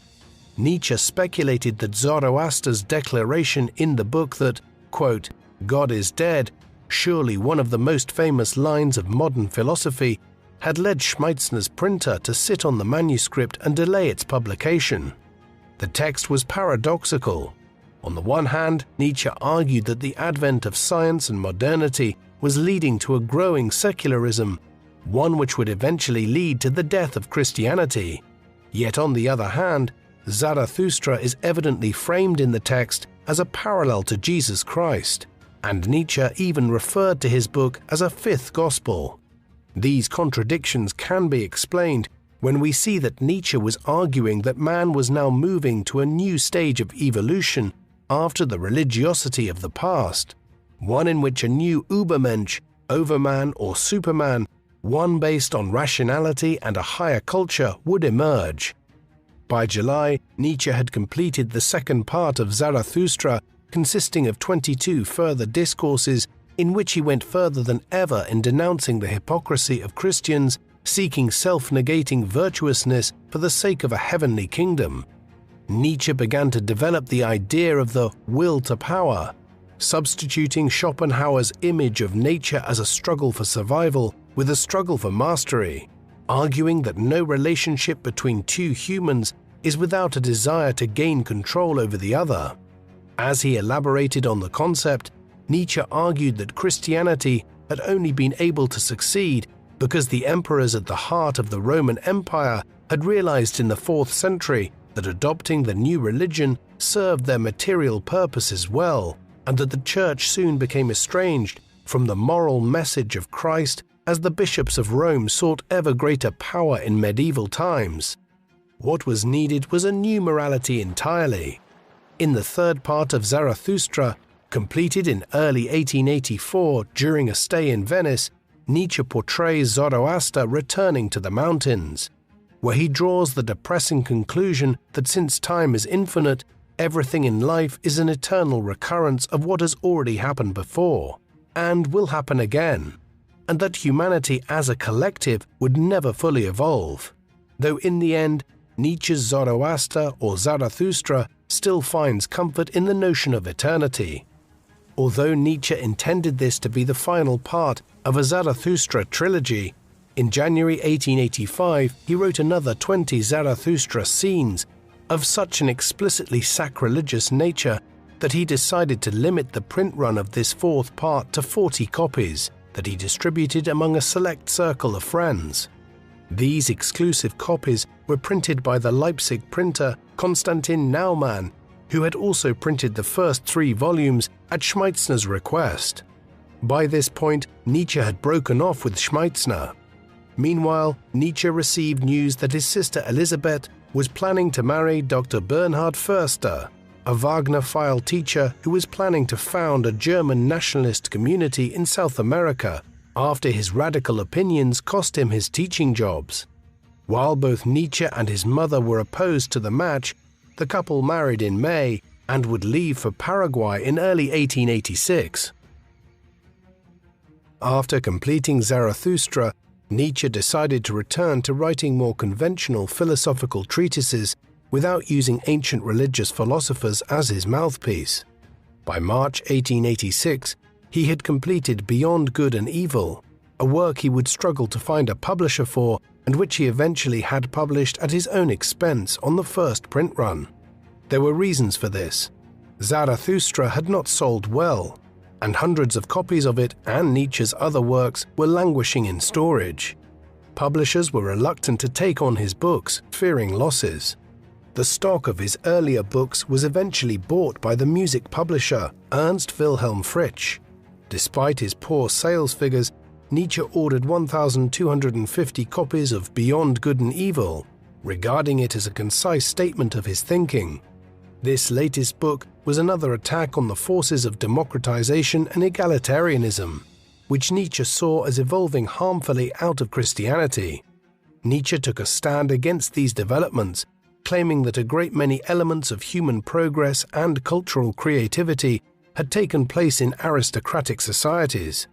Building on his belief that morality was an artificial construct designed to control people within society, Nietzsche distinguished between what he termed a slave morality and a master morality. Given his optimism about the book's potential commercial appeal, Nietzsche was deeply disappointed to learn in February 1887 that only 65 copies of Beyond Good and Evil had been sold. Among the few readers who appreciated the book was Meta von Salis, a Swiss writer and historian who had just become the first woman in Switzerland to receive a doctorate. Nietzsche and Salis had known each other since 1884 and became close friends. In the summer of 1887, Salis visited Nietzsche in Silz-Maria, where, in an effort to encourage sales of Beyond Good and Evil, he began work on a follow-up volume entitled On the Genealogy of Morality. Drawing on his training in philology, Nietzsche observed that the word for good in many ancient languages derived from words denoting nobility and bravery, while bad related to words such as common or lowly. According to Nietzsche, the process of linguistic transformation began first with the ancient priestly classes of the Levant and wider parts of the Middle East, where civilization had first flourished. For these people, purity and faith were more important than nobility or courage. Out of this tradition, there later emerged the teachings of Jesus of Nazareth, who encouraged humanity to sympathize with the poor and lowly in exchange for spiritual comfort. For Nietzsche, it was the warrior class of Germanic and Scandinavian conquerors who prevented Europe from becoming a Christian theocracy after the fall of the Roman Empire. Although they adopted Christianity, the new kings established an aristocratic hierarchy that was inspired by Roman rule. However, the Protestant Reformation and the French Revolution saw a return of the slave morality in places like Calvinist Geneva in the 16th century. While many individuals will disagree with Nietzsche's arguments about morality in it, in terms of the rigor of his analysis in tracing how Judeo-Christian morality developed over a period of 3 millennia, On the Genealogy of Morality is one of Nietzsche's most significant works. Throughout the creative process for these philosophical texts, Nietzsche continued to suffer from frequent bouts of ill health. Nevertheless, during a stay in Nice in the early months of 1888, he experienced his best health for several years and conceived a 4-volume work entitled The Will to Power as the crowning statement of his philosophy. Yet as early as March, he recognized that the plan was too ambitious and abandoned it. By that time, he was searching for a new refuge and decided to head to Turin. The city's climate and its music culture delighted Nietzsche, who remained for 3 months until leaving for Silz-Maria. In a burst of creativity, Nietzsche wrote The Case of Wagner, a polemical critique in which he cast his erstwhile musical idol as a symbol of decadence and decay in European music and society. He continued with The Twilight of the Idols, a series of light-hearted attacks on all the philosophical and religious doctrines Nietzsche opposed, with a title parodying the final opera in Wagner's Ring cycle, The Twilight of the Gods.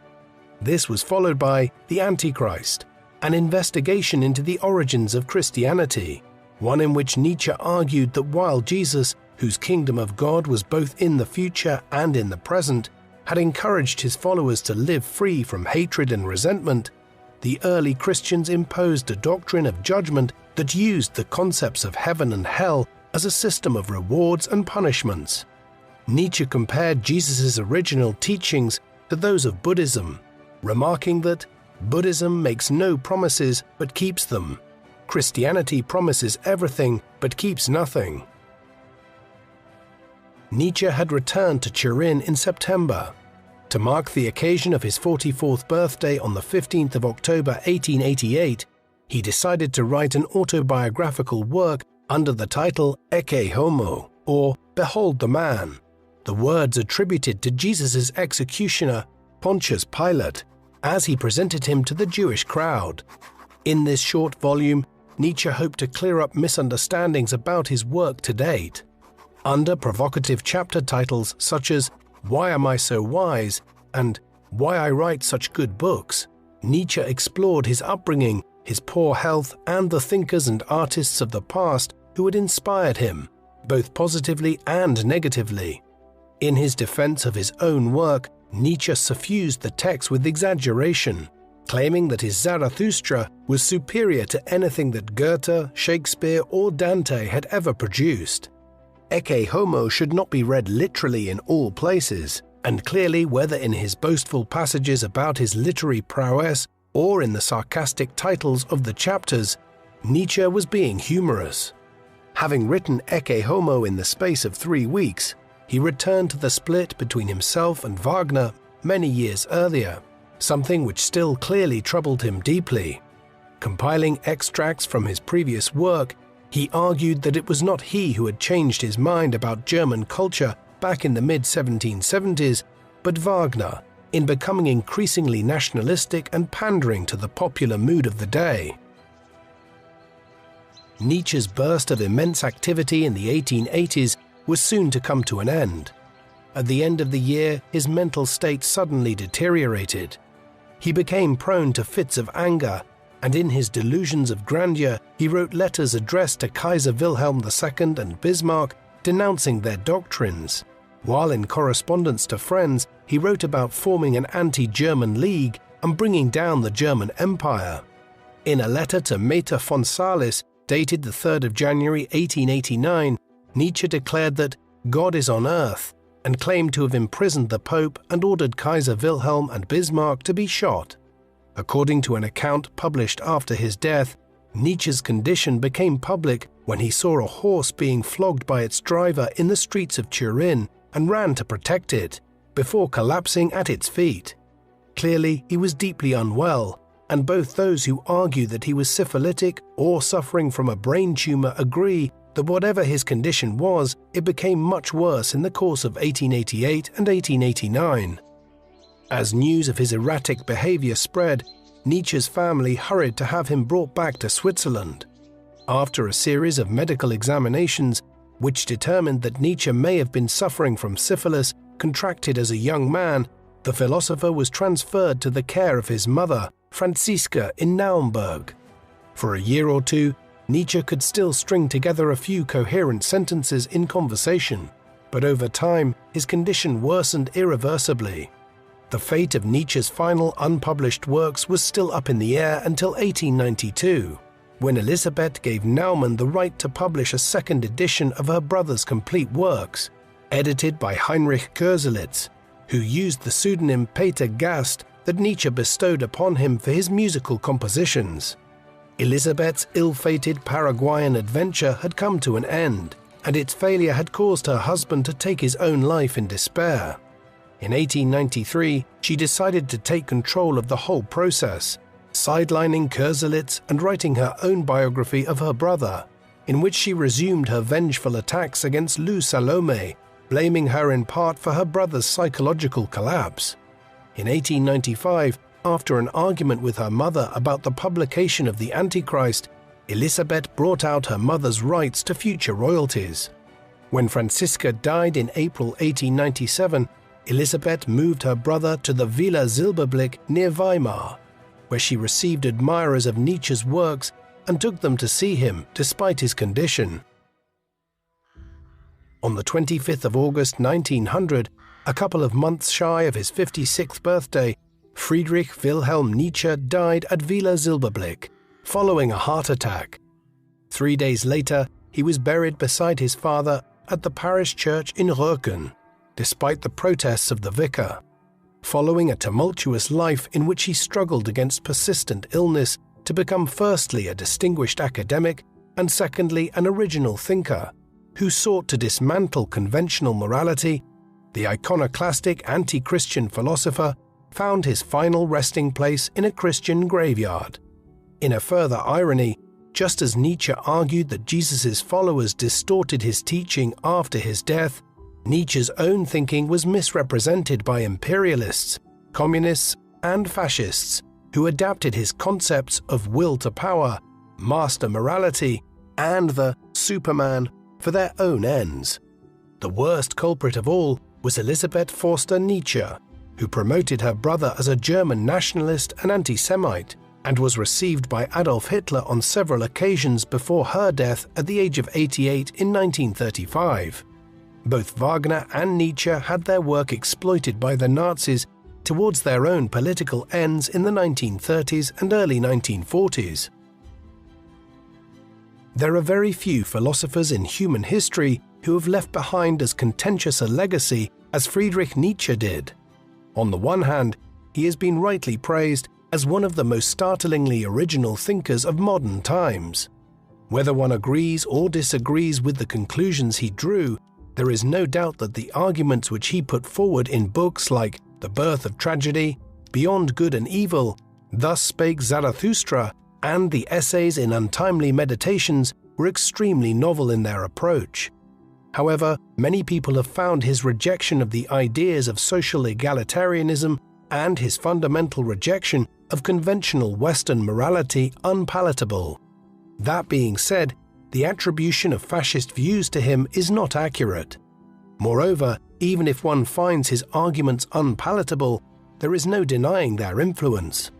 His commentaries on the so-called death of God in an increasingly secular age foreshadowed the decline of Christian churches in 20th century Europe and laid the groundwork for much of the existential philosophy of the post-war era. Many of Nietzsche's arguments about the evolution of society have also been absorbed to varying degrees into the fields of history, anthropology, and sociology. And that is perhaps the most striking thing about Nietzsche, the sheer breadth of his work. It went far beyond philosophical inquiry to embrace history, anthropology, philology, religion, literary and artistic criticism, musical theory, and much more besides. Thus, whether one loves or loathes him, there is no ignoring Nietzsche in modern scholarship. What do you think of Friedrich Nietzsche?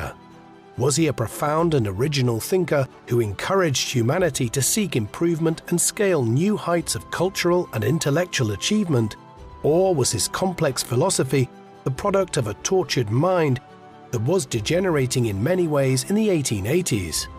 Please let us know in the comment section. And in the meantime, thank you very much for watching.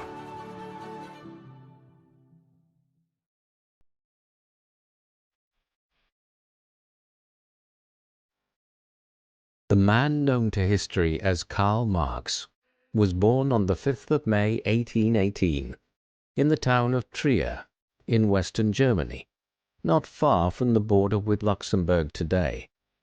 In the first half of the 19th century, this town was in the midst of a large section of the German Rhineland, which had come under the rule of the Kingdom of Prussia in the 18th and early 19th centuries. Marx's father was Heinrich Marx, a German lawyer of Jewish heritage, whose own father was a rabbi. His original name was Herschel Levy, but he changed it right around the time of Karl's birth, after renouncing his Judaism and converting to Lutheran Christianity in the face of the anti-Semitism which was mounting in Europe in the 19th century. He was a successful lawyer, and the family owned some vineyards from which they acquired an additional income. Karl's mother was Henrietta, a Dutch-born woman who had married Heinrich in 1814. The marriage resulted in 9 children, Karl being the third. 2 of these would die in infancy, and as a result, Karl grew up with 6 siblings. The Marx household enjoyed a relatively affluent life when Karl was growing up.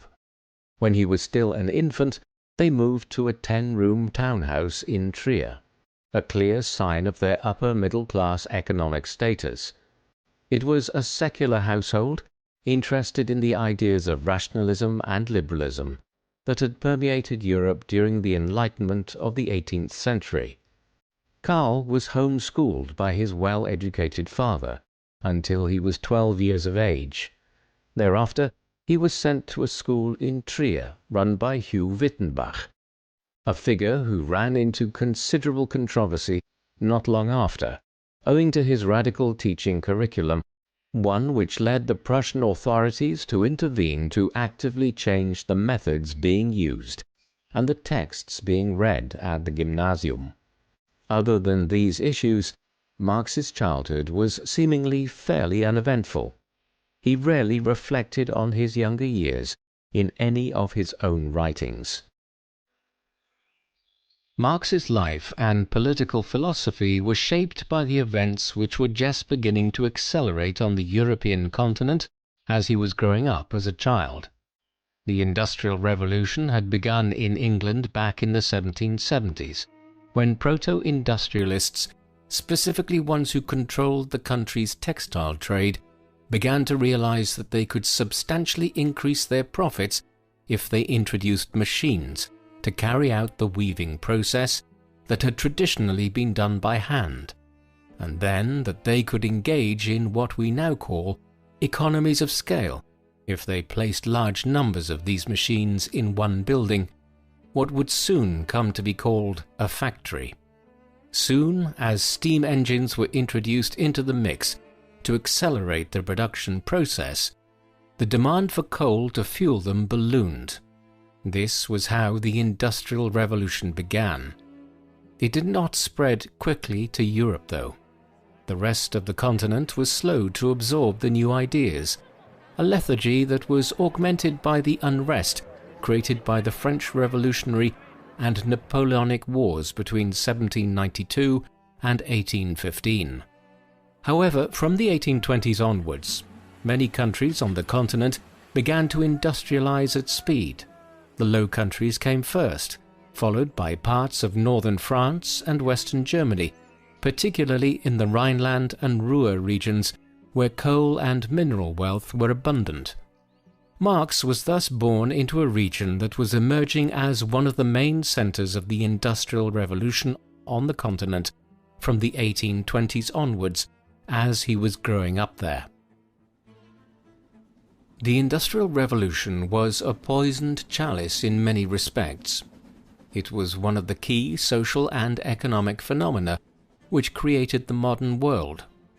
The economies of the European states and other Western countries in the Americas, like the United States, Canada, and Argentina, began to experience historically unprecedented growth as a result of it, and the material attainment of people in countries like England and Germany became greater than any society in human history had ever seen.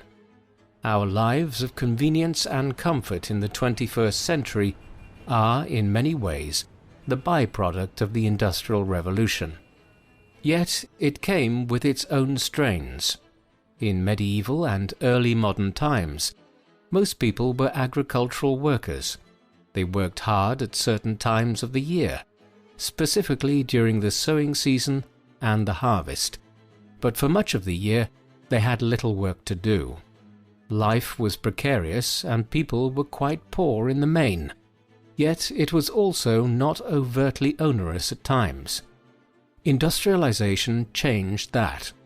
Reforms to how agriculture was practiced and booming populations forced large throngs of people into emergent industrial cities like Manchester, Sheffield, Newcastle, Liège, and Aachen that had been minor towns a generation or two earlier.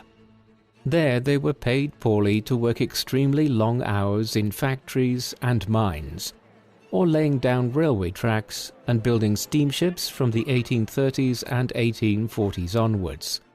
Adult men were expected to work up to 70 hours a week in some scenarios, and women and children as young as 8 or 9 were working 55 or 60 hours a week. When these urban workers, or the proletariat as figures like Marx would soon term them, went home, it was to cramped tenements that were plagued by outbreaks of the Blue Death, the cholera epidemic that ravaged Europe's industrial cities between the 1830s and the 1890s. This is the situation which needs to be borne in mind when assessing Marx's subsequent career. In 1835, after turning 17 in May of that year, Marx was sent to study at the University of Bonn, not far to the north of his native Trier. A clash with his father over what the future course of his studies and career might be led to Karl, who was more inclined towards philosophy, partly studying law. His attentions never focused on it. Instead, he was more interested in extracurricular activities such as his membership of the Trier Tavern Club, the purpose of which can be assumed from its name. Within a year, his parents, exasperated by his seeming waywardness, insisted that Karl transfer to the University of Berlin, a more prestigious and a stricter university. He would study here for the next several years, for a BA and then a more advanced degree. These were formative times for him. His father died in 1838, and despite their disagreements, the pair had been relatively close. Heinrich's death left an emotional and material void. The surviving members of the large Marx family now suddenly finding themselves with a precarious financial future. Meanwhile, in Berlin, Karl experimented with various different career options, for a time trying his hand at writing fictional novels and plays in the late 1830s, though he soon abandoned these literary aspirations. Ultimately, Marx was drawn to the philosophical thought of Georg Wilhelm Friedrich Hegel while studying at Berlin. Hegel had only recently died in the Prussian capital in 1831, and there were many figures at the University of Berlin who had known and worked with him. His letters were also being edited there, making study of Hegel's thought somewhat fashionable at the time. Marx was soon a member of the Young Hegelians, a group of students and radicals who were critical of the conservative Prussian government and who believed, in line with Hegel's thought, that the liberty of the individual and the creation of a more permissive society were social goods. It was through his study of Hegel and association with the Young Hegelians that Marx ended up beginning a doctoral dissertation at the University of Vienna under the supervision of Bruno Bauer, a former student of Hegel's. This was entitled "The Difference Between the Democritian and Epicurean Philosophy of Nature," and involved a comparative analysis of the work of Democritus and Epicurus, two ancient Greek philosophers of the 4th and 3rd centuries BC, one of whom, Democritus, had also been a formative figure in the early history of physics, hypothesizing the existence of atoms, while Epicurus was the founder of the Greek philosophical school of Epicureanism. Marx defended the thesis in 1841. Following the completion of his studies at Berlin and Jena, Marx was giving considerable thought to pursuing an academic career, and had taught occasionally by then. However, the environment within the lands of the Kingdom of Prussia was far from conducive to this, and the Young Hegelians had been monitored by the authorities owing to the perception of them as being politically radical. He consequently decided to become a political writer, yet soon fell foul of the press censors in Berlin. With this, realizing that there was little room for the free expression of his ideas in the lands of the Kingdom of Prussia, Marx left for Paris in October 1843. It was the beginning of a period of some 6 years in which he moved around quite a lot. 2 years in the French capital, for instance, were brought to an end in 1845 after Marx and a cohort of other radical political writers were expelled after the French government was requested to do so by the Prussians on account of their having published several articles that were critical of the Prussian government. This led Marx to Brussels, the capital of the Kingdom of Belgium, one of Europe's newest independent nations, having only emerged after centuries of Burgundian, Spanish and Austrian rule following the Belgian Revolution of 1830. He would work from Brussels for the next 3 years, before also being expelled from there for breaking a promise not to engage in subversive activity. A brief stint would follow in Cologne, before Marx made London his home in 1849. By the time Marx adopted the lifestyle of a nomadic political writer in 1843, he was a married man. His wife was Jenny von Westphalen, a member of a family of the lower aristocracy in Western Germany. She was 4 years older than Karl, and they had known each other in Trier as children and as teenagers. They later resumed their acquaintance and married in 1843, despite the reservations of her family about marrying the thickly bearded bohemian and seemingly dissolute political writer. Such relationships could be complicated. Karl would remain on good terms with Jenny's brother Ferdinand, who served as Minister of the Interior of Prussia for much of the 1850s, a man who oversaw policies which were the antithesis of everything Marx advocated for. The marriage would result in 7 children, though 4 would die in infancy and childhood, a very high percentage at a time when infant mortality was rapidly declining owing to medical advancements. The 3 that lived into their adult years were all daughters: Jenny, Laura, and Eleanor. Each would become political actors, writers, and socialists. The Marx family life was chaotic. They were never wealthy or even comfortable, living in a 2-room house for many years in London, while they spent many years moving around, with Karl renting homes under aliases to avoid political interference in his actions. He could be viewed as a neglectful father who favoured advancing his own writing career over the material well-being of his family, though he was otherwise written about by those who knew the family as a doting father, and his daughter's later decisions speak to an affinity for their father's work. Rumours of an affair later in Marx's life with the family housekeeper Helena, one that produced an illegitimate son, Frederick de Muth, have never been substantiated and remain largely hearsay. These itinerant years, moving between Berlin, Paris, Brussels, and Cologne in the 1840s, were some of the most productive of Marx's life. He composed numerous books and articles during this time, although he could not acquire a publisher for many of them on account of their content and his reputation as someone who the Prussian censors and others abroad were watching.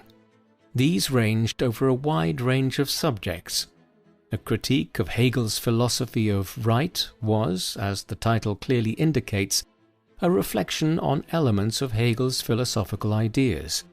Other work assessed the philosophical views of James Mill and Pierre-Joseph Proudhon, 2 relatively contemporary philosophers from Scotland and France. A piece entitled On the Jewish Question was published in 1844 and reflected on the issue of Jewish liberties in the Kingdom of Prussia. It has strangely led to accusations of anti-Semitism being pointed at Marx, despite the fact that he was himself Jewish, albeit the son of a secular Jewish father who had converted to Christianity for broadly social and economic reasons. Finally, in 1847, Marx delivered a lecture which was later published under the title of Wage, Labour and Capital. Here he began to lay out his ideas concerning material progress and how industrialization and the accumulation of capital were driving class conflict across Europe. Throughout these years, Marx was beginning his long partnership with Friedrich Engels. Engels was a fellow German. He was 2.5 years younger than Marx and hailed from a considerably wealthier family. His father, Friedrich Sr., was a textile businessman who owned mills and factories in the town of Barmen in western Germany and also in Salford, a suburb of the industrial metropolis that Manchester in the north of England had become on the back of its central role in the cotton industry during the Industrial Revolution. Friedrich Jr.'s parents had hoped that he would follow in the family business, but by the time he was 20 years old, he was already demonstrating a critical attitude towards his family's wealth. In 1841, he was called out for mandatory military service in Prussia, something which Marx had been excused on the basis of poor health. In Berlin, Engels began attending lectures at the University of Berlin, became interested in the work of Hegel, and later bonded with Marx over shared interests and political views after they first met late in 1842. They would collaborate on a huge number of co-authored works, though Engels was a substantial writer in his own right. His 1845 book, The Condition of the Working Class in England, is, for instance, considered a major reflection on the poverty and squalor that was attendant on industrialization in the middle of the 19th century. Many decades later, it was also owing to Engels that the second and third volumes of Marx's foremost work, Das Kapital, were published posthumously. Marx and Engels were not just co-authors of several works together. They were also allies in political action. One such early endeavor was the formation of the Communist Correspondence Committee. This was an organization formed of individuals like them, with similar views on politics, economics, and society, who lived in Brussels, London, Paris, and Cologne, 4 cities in relatively close proximity to each other in Western Europe, between which members of the committee could exchange letters speedily. The name communist was adopted as it had come into vogue in parts of Western and Central Europe in the late 1830s and 1840s to describe individuals whose political views were akin to the radical left wing of the Jacobins clubs that had led the French Revolution through the first half of the 1790s. They viewed themselves as being politically sympathetic to the sans-culottes of Paris during the Revolution, the working-class Parisians who had been responsible, amongst other things, for the storming of the Bastille prison and the decision to remove the royal family from Versailles and place them under virtual house arrest in Paris in 1789. This was in part the origin of the term communist, though over time it would also take on the additional meaning of someone who is in favor of the communal ownership of goods within a society. The Communist Correspondence Committee soon joined into a union with a similar group known as the League of the Just, after a conference in London in the early summer of 1847. The new entity was termed the Communist League. From its inception, Marx and Engels were prominent figures in the Communist League. They attended a second meeting of its membership in London in late November and early December 1847. It was decided there that Marx and his colleague would draw up a manifesto that would outline what the Communist League sought to achieve. The work progressed quickly. Over the space of about 6 weeks in the winter of 1847, Marx drafted what would become the Communist Manifesto, and then had Engels review it. The writing process was chaotic, and Marx procrastinated on it in January 1848. Eventually, he finished the typescript in early February and sent it to London, where the publishing team for the Communist League sped it through publication. It was published in the English capital late in February 1848. Though the text was attributed to both Marx and Engels, most assessments of the writing process tend to argue that Marx was the primary author, with Engels offering only minimal interventions, albeit the general tenor and spirit of what was contained in it had been forged in conversations between the duo over half a decade prior to Marx putting pen to paper. The Communist Manifesto, for such a consequential text in modern world history, is actually very short, more like a pamphlet than a book. It stretches to just around 14,000 words in modern editions, depending on the editorial conventions used. Marx immediately set out his view that history is a story of struggles between different economic and social classes. In ancient Rome, This was between patricians, plebeians, and slaves. In the medieval era, it was between lords and knights and the serfs that worked their fields. Now, in the industrial age, Marx asserted the clash was between the bourgeois factory owners and professional classes who ran society and the growing proletariat of urban workers. He castigated the changes industrialization had inflicted on society, stating, quote, "The bourgeoisie has torn away from the family its sentimental veil and has reduced the family relation to a mere money relation. Everywhere, the bourgeois monopoly on industrial power and capitalism was creating misery in places where material progress should have been improving people's lives." He was especially critical of the manner in which child labour in the factories and mines had proliferated. The solution, Marx argued, was held by the Communist League and other groups like it. Private property ought to be abolished, and henceforth factories, mines, shipyards, farms and other economic and social utilities should be held under communal state ownership. With this done, collective decisions could be made by the proletariat to expand access to education, create better working conditions, and allow for an equal share in the benefits of industrial growth and material progress. Marx closed his pamphlet with a famous phrase, which was the slogan of the Communist League: "Workers of the world, unite. You have nothing to lose but your chains."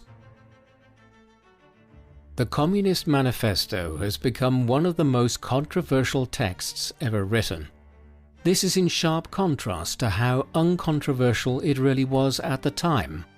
It was basically the articulation of the policy platform of a new political movement. Political groups and parties publish policy documents all the time. Revolutionary documents and idealist political statements of this kind were also hardly novel. In England, in the Civil War period of the 1640s, a wide range of revolutionary schemes to reorganize the entire foundation of society had been devised. One figure from that era, John Milton, a political idealist, had influenced Marx considerably in the views he professed in his work Paradise Lost. The very concept of establishing a United States of America out of the British 13 colonies lying between New Hampshire and Georgia was radical when the Founding Fathers devised it in 1776.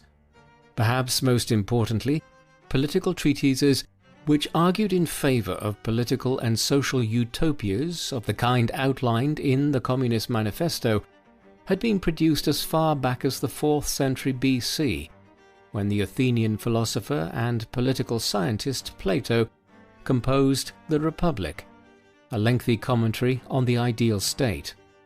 Plato had argued in favour of something akin to the communal ownership of goods, and one could also argue that the English Lord Chancellor of the reign of King Henry VIII, Sir Thomas More, had offered up proto-communist ideas in his famous treatise Utopia.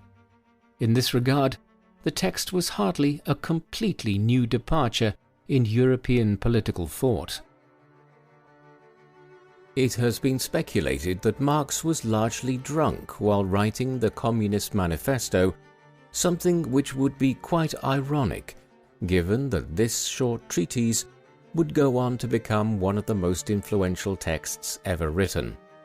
Part of the reason he had procrastinated in finishing it in January 1848 was that he had headed to Ghent to establish a branch of the Communist League there, and spent a week and a half in the smaller Belgian city, much of it spent intoxicated, before returning to Brussels, where an ultimatum from the League headquarters in London to finish the manifesto was waiting for him.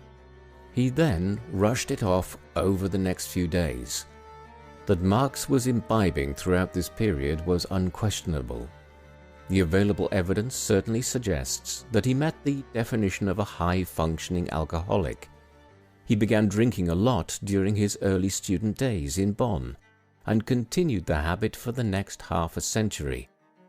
This was not the average diet of almost perpetual beer consumption that characterized European life in early modern and pre-modern times, especially in cities where drinking alcohol was safer than consuming disease-ridden water. But instead, Marx had a penchant for wine and liquor, all in tandem with a rich diet and cigars. By the late 1840s, by which time he was entering his 30s, he had a growing range of health problems, some probably related to liver disease. Even as the Communist Manifesto was being published in London at the end of February 1848, a wave of revolutionary fervour was sweeping across Europe.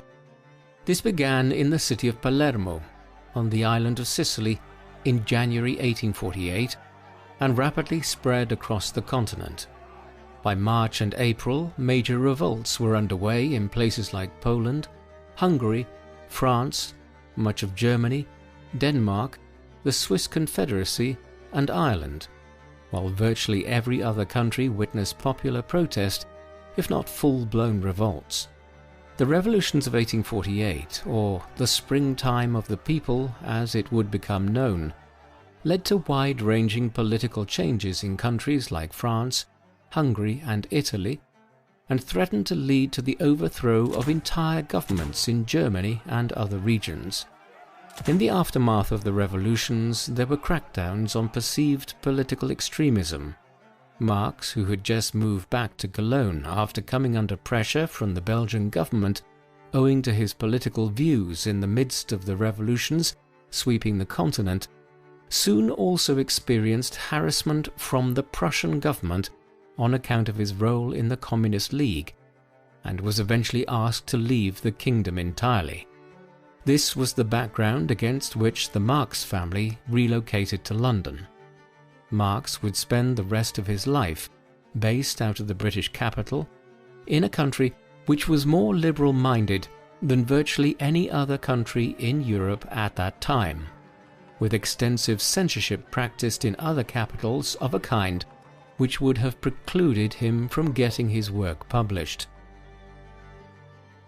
In London, Marx was inspired enough by the events of 1848 and 1849 across Europe, even though the revolutions had generally ended in suppression and violent crackdowns, to begin now researching and writing some retrospective commentaries on that other great European revolutionary movement, the French Revolution of 1789, and its aftermath in the 1790s. For communists and for left-leaning socialists of all hues, the French Revolution was one of the defining events of human history. Where the American Revolution had been primarily driven by well-to-do urban bourgeois types and wealthy plantation owners, the French insurrection had been led to a significant extent by the sans-culottes, urban workers of Paris, and the Jacobin clubs of radical revolutionaries. It had been both a movement to overthrow the ancien régime of crown, aristocracy, and church, and an effort to establish a completely new type of society. Marx and many others wished to launch a new revolution of this kind. To that end, from 1849 into the early 1850s, he wrote extensively in an effort to analyze what went wrong in France in the 1790s to foil the revolution and lead it into the monarchy of Napoleon Bonaparte, contrasting it with the recent rise to power of Charles-Louis Bonaparte, Napoleon's nephew, as President of France during the Revolution of 1848. He would subsequently proclaim himself to be Napoleon III, a new emperor of the French. Marx was clear. The bourgeois had manipulated the French proletariat in a manner which led them to accept an abandonment of the revolution in 1799 and the acceptance of Bonaparte as first consul and then Emperor of the French in 1804.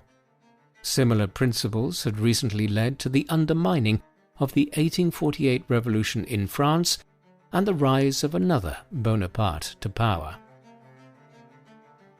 Marx might have been anxious to comment on and analyze the various revolutionary movements across the continent, but he also had to make a living in London after he moved there.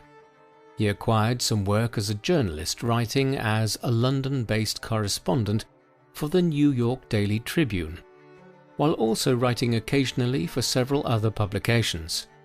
Much of this involved digesting British political developments and making them intelligible for an American audience, especially developments at the British Parliament at Westminster during a very busy time in the country's legislative history. It was precarious work, and Marx was often only paid for articles that were accepted for publication, making his income stream unstable. The Marx family were not poverty-stricken, yet they hardly lived an affluent life in London, and Karl would have had difficulties in continuing his unpaid research and writing had it not been for financial support from Engels, whose family's wealth provided him with an independent income stream. Marx was also interested in these years in London in the ongoing political tensions in the United States, ones which focused on the issue of slavery and which would eventually spill over into the American Civil War in 1861. This was based on his observations of the fractious state of US politics in the 1850s, and then the final descent into conflict after the election of Abraham Lincoln in the 1860 presidential election. However, his collection of essays on the topic, published as a series of articles for the New York Daily Tribune and Die Presse in Vienna between 1860 and 1868, also attempted a wider analysis of the economic divisions between the free northern states and the slave-owning southern states, which had caused the conflict in the first place. Marx was firmly on the side of the Union in the war and the anti-slavery cause, so much so that it ultimately cost him his job writing for the New York Daily Tribune after the board of the paper decided on a markedly neutral stance in the war in 1863, arguing that a peaceful resolution between North and South, one that might allow for a retention of slavery of some kind in places like Virginia and the Carolinas, was possible. Marx withdrew from the paper at that juncture and acquired other work with Die Presse and other outlets. Luckily, by then, one of his other books, a contribution to the critique of political economy, published in 1859, was selling well enough that Marx was on a firmer financial footing. The end of his time writing for the New York Daily Tribune and his increased income allowed Marx to concentrate on a large work which had been in the firmament for some time. This would be the major distillation of his political ideas. He spent much time writing it in the reading rooms of the British Museum in London, the archival and library sections of which are the British Library today. It was here that Marx drew up hundreds of pages of notes on all manner of issues relating to class relations and the like. The result would be a 3-volume work published gradually over several decades and entitled Das Kapital, Kritik der politischen Ökonomie, which translates as Capital, a critique of political economy. The first volume of Das Kapital was published in 1867. It was a lengthy work in and of itself, one which runs to 500 to 600 pages in most modern editions. It was then supplemented by Volume 2 and Volume 3, published posthumously in 1885 and 1894 respectively, after Engels finished the 2 texts based on Marx's very extensive notes and drafts. Collectively, the 3 volumes tend to run to over 1,000 pages in modern editions that tried to publish them in 1 volume. and that can only be achieved by using a very small print or synopsizing substantial sections of the text.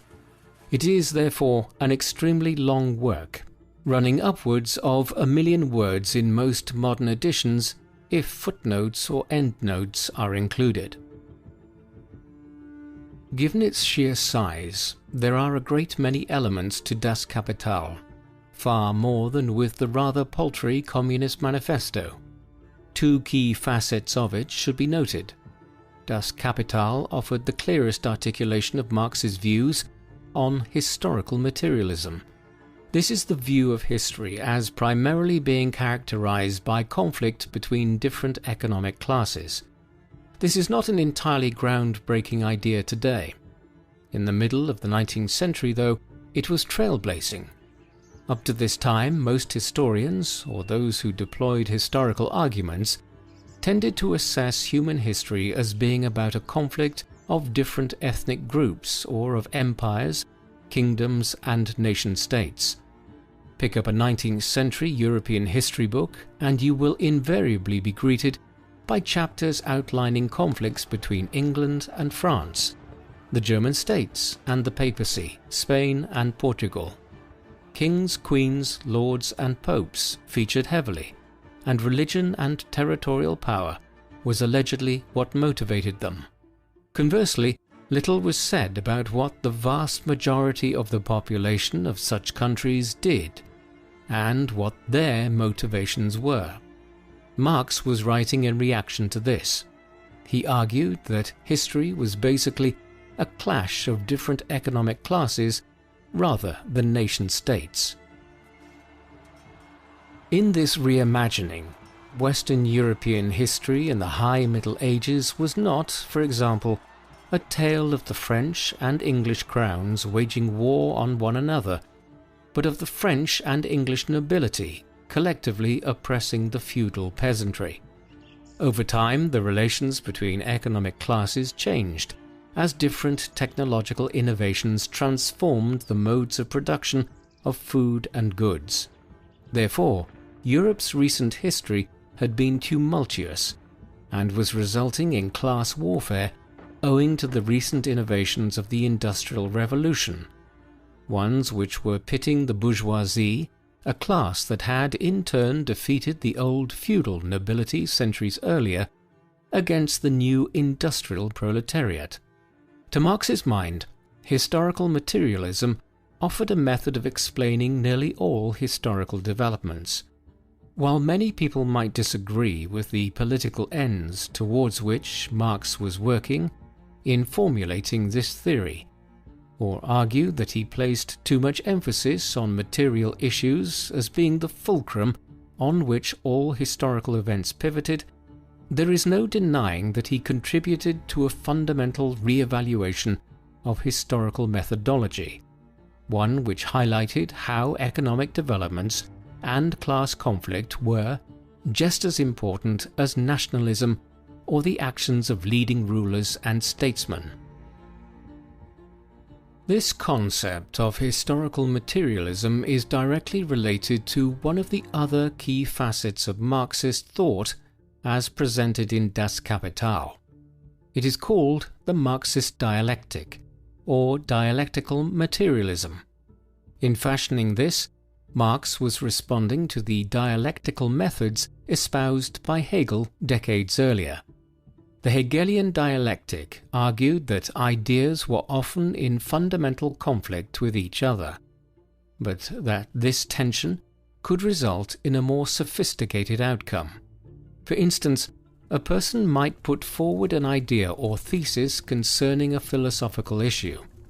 Then, a second person or group would put forward a counter-argument or antithesis. In many instances, neither would be entirely correct, but the fundamental tension between the two arguments would result in a more evolved synthesis that borrowed from both thesis and antithesis to form a synthesis. The Hegelian concept ultimately has its roots in the philosophical methods of Plato.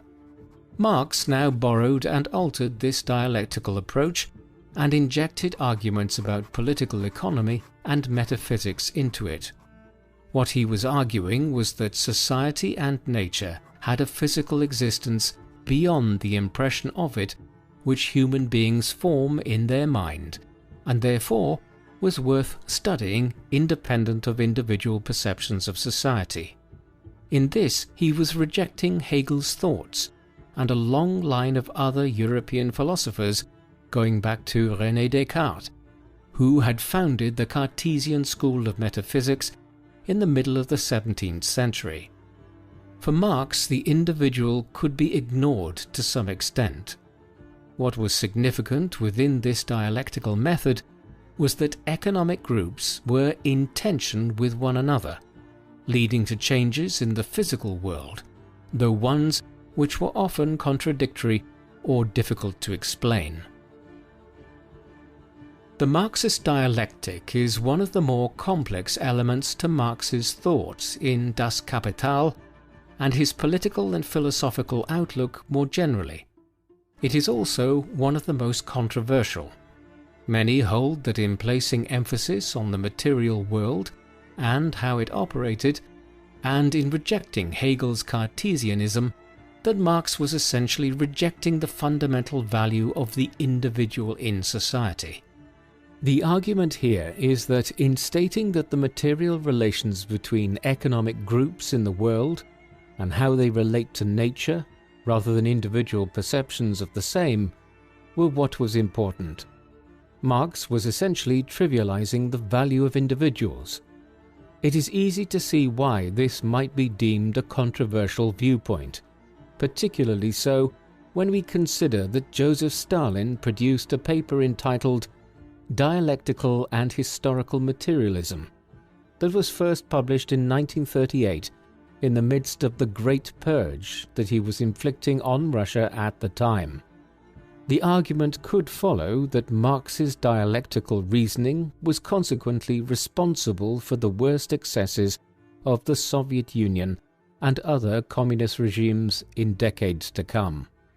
Nor is the Marxist dialectic the only thing which has been deemed controversial in Marx's work. His view of historical materialism, while a very useful corrective to the traditional view of history being a clash between kingdoms and nation-states, when overstated, has led to an overt emphasis on class struggles as being behind all historical phenomena. Finally, his advocacy for the communal ownership and management of goods might have been considered utopian by many in the 20th century.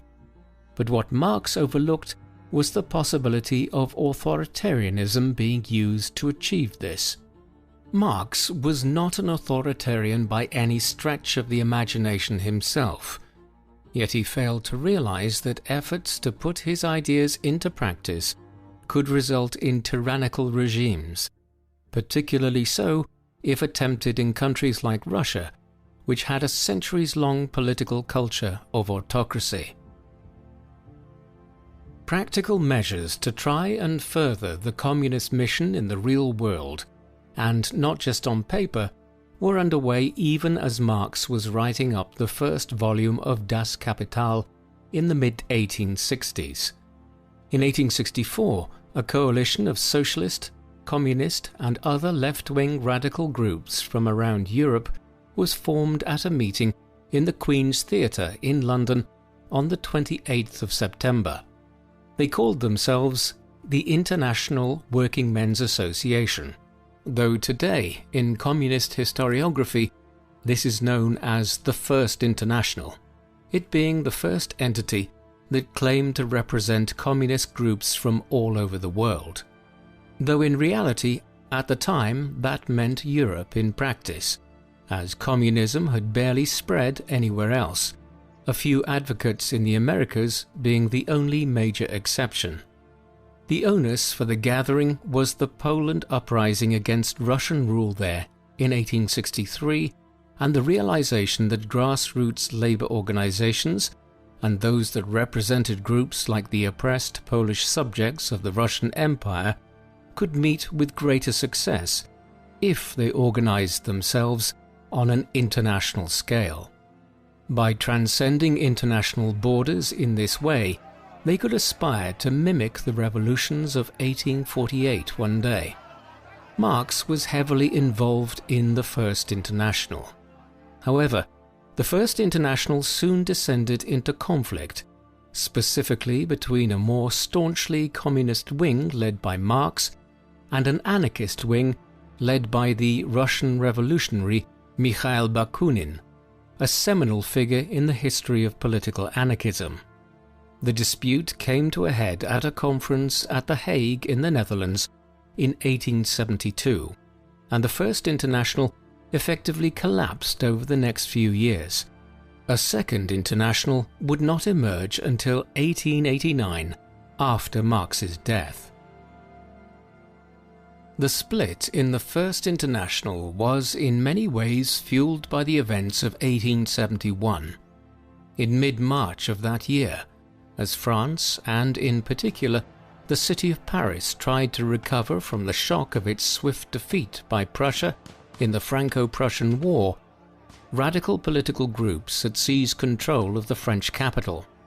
The Paris Commune would control the city for 2.5 months before its bloody suppression by the government of the fledgling Third French Republic, resulting in the deaths of anywhere between 10,000 and 20,000 people. The Commune cannot be considered a wholly communist revolution, as the Communards were a loose coalition of political radicals, but it certainly involved communist and radical socialist elements. Marx engaged in a flurry of activity from London when news arrived of what was happening in Paris in March 1871. The treatise that he prepared in response to it was entitled The Civil War in France, though by the time he finished it, the Commune had already been suppressed, and the text needed to be edited to put it into the past tense for publication that summer. We get a sense of how overly optimistic Marx's view of the Commune was from this passage. Wonderful indeed was the change the Commune had wrought in Paris. No longer any trace of the meretricious Paris of the Second Empire. No longer was Paris the rendezvous of British landlords, Irish absentees, American ex-slaveholders and shoddy men, Russian ex-serf owners and Wallachian boyards. No more corpses at the morgue, no nocturnal burglaries, scarcely any robberies. In fact, for the first time since the days of February 1848, the streets of Paris were safe, and that without any police of any kind. Whatever the merits of the Commune may or may not have been, to present Paris as a paragon of peace and safety in the late spring of 1871 stretches credulity. The events of the early 1870s, with the brief possibility of a new revolution in France, and then the gradual collapse of the First International in the years that followed, were the final era of major political involvement by Marx. He turned 60 in 1878, and by then his health was seriously declining. He continued to write, though much of his time was absorbed in preparing the second and third volumes of Das Kapital, 2 works which he never fully completed and brought to publication. Engels would achieve this after his death. A number of his later writings, correspondence and minor publications were of note.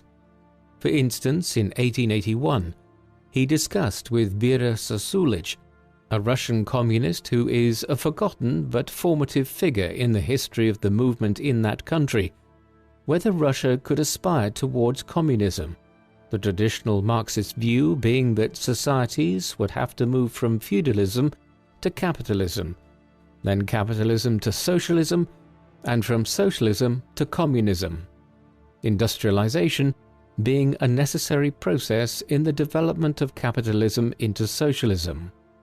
Given future events, it was an interesting correspondence. By then, several thousand copies of Marx's work had been published in Russian, though he would have found the fact that Russia would soon become the epicenter of the communist movement very curious, given that he had envisaged it as a political ideology for countries like England, Germany, or even France that were well along the path of industrialization already and had an urban proletariat to drive the revolution as a result. Karl's wife Jenny died in December 1881. His own health was not good by then, and it declined precipitously thereafter. Indeed, it had never been good. As early as the late 1830s, Marx had been excused from military service in Prussia on the basis of ill health. What exactly was involved is not 100% clear. He may have been suffering from some form of pleurisy even at this early stage. This was compounded by issues brought on by his borderline alcoholism, exacerbated by poor living conditions in London. He did everything wrong from a modern health perspective thereafter, working long hours, having a poor diet, smoking, and then adding sleep aids into the mix when he developed insomnia later in life. He may have had other conditions. Ultimately, it is hard to tell from the limited medical records available. What is clear is that he developed a case of catarrh right at the beginning of 1882 that reduced his ability to breathe properly. His health continued to decline from then onwards, and Marx died in London on the 14th of March 1883 at 64 years of age. He was almost penniless at the time, and friends and political colleagues put some money together to organize for his burial in Highgate Cemetery in the city. The funeral was a very modest affair, attended by Engels and around a dozen other people, hardly a large showing for a figure whose writings would, for better or worse, have an enormous impact on the century that followed his own. Even by the time Marx died in 1883, there had been enormous progress made in reforming the worst elements of the relationship between the business and working classes that had been allowed to develop during the first decades of industrialization. Back in 1847, when he and Engels had been brainstorming what would become the Communist Manifesto, the British government under Lord John Russell introduced the Factories Act of 1847, colloquially known as the 10 Hours Act.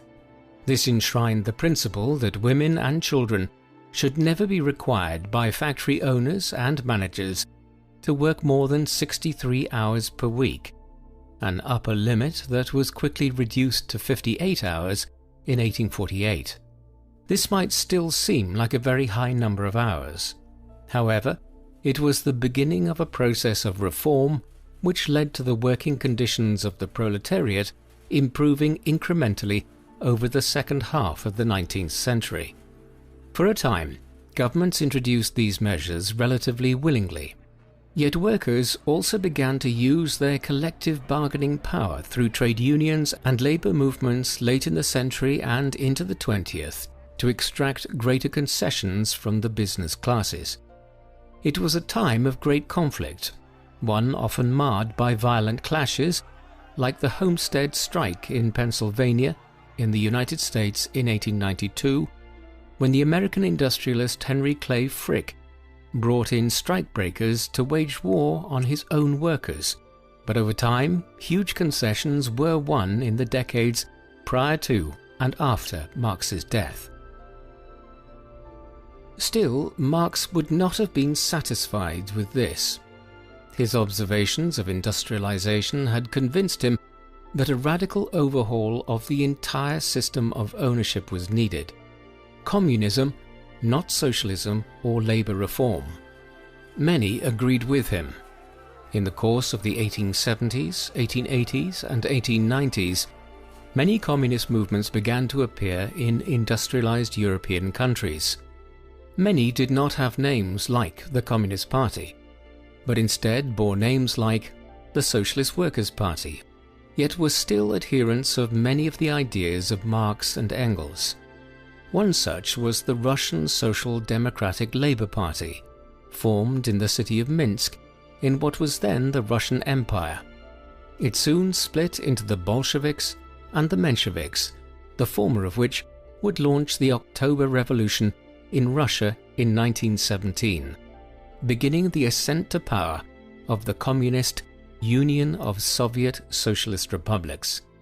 The emergence of the Soviet Union would inspire many imitators, and as the First World War came to an end in 1918, communist regimes were briefly established in places like Hungary and several major cities in Germany.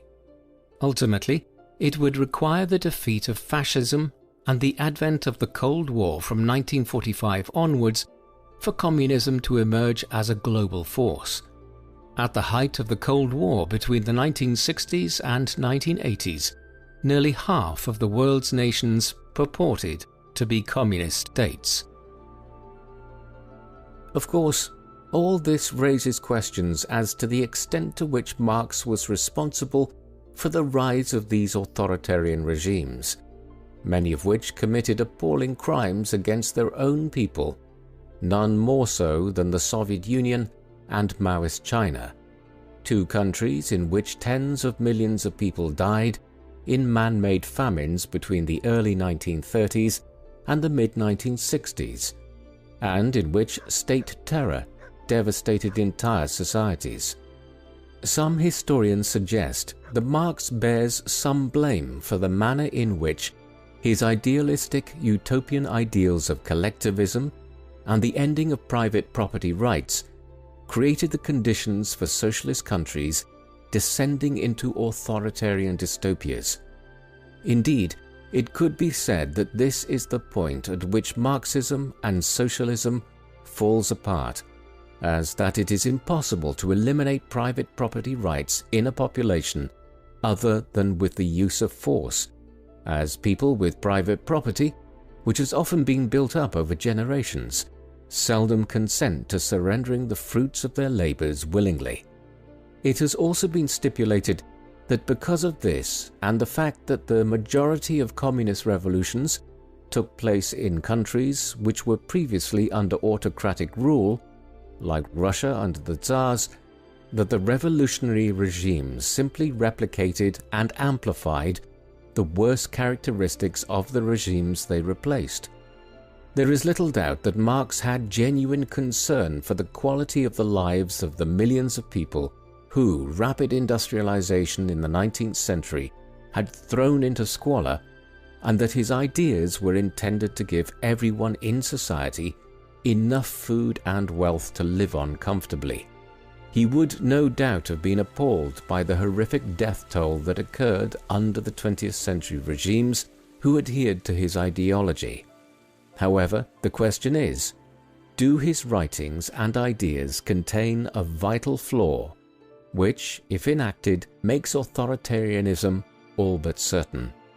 Indeed, if one takes even a cursory glimpse at 20th century history, it is difficult to argue with this point. As the saying goes, the pathway to hell is paved with good intentions. What do you think of Karl Marx? Was he simply a well-meaning socialist reacting to the dreadful industrial squalor of the mid-19th century? Or was he the architect of much of the suffering of the 20th century, whose dream of reshaping society into a fair and equal utopia ended in creating one of the greatest nightmares humanity has ever endured? Please, let us know in the comment section. And in the meantime, thank you very much for watching.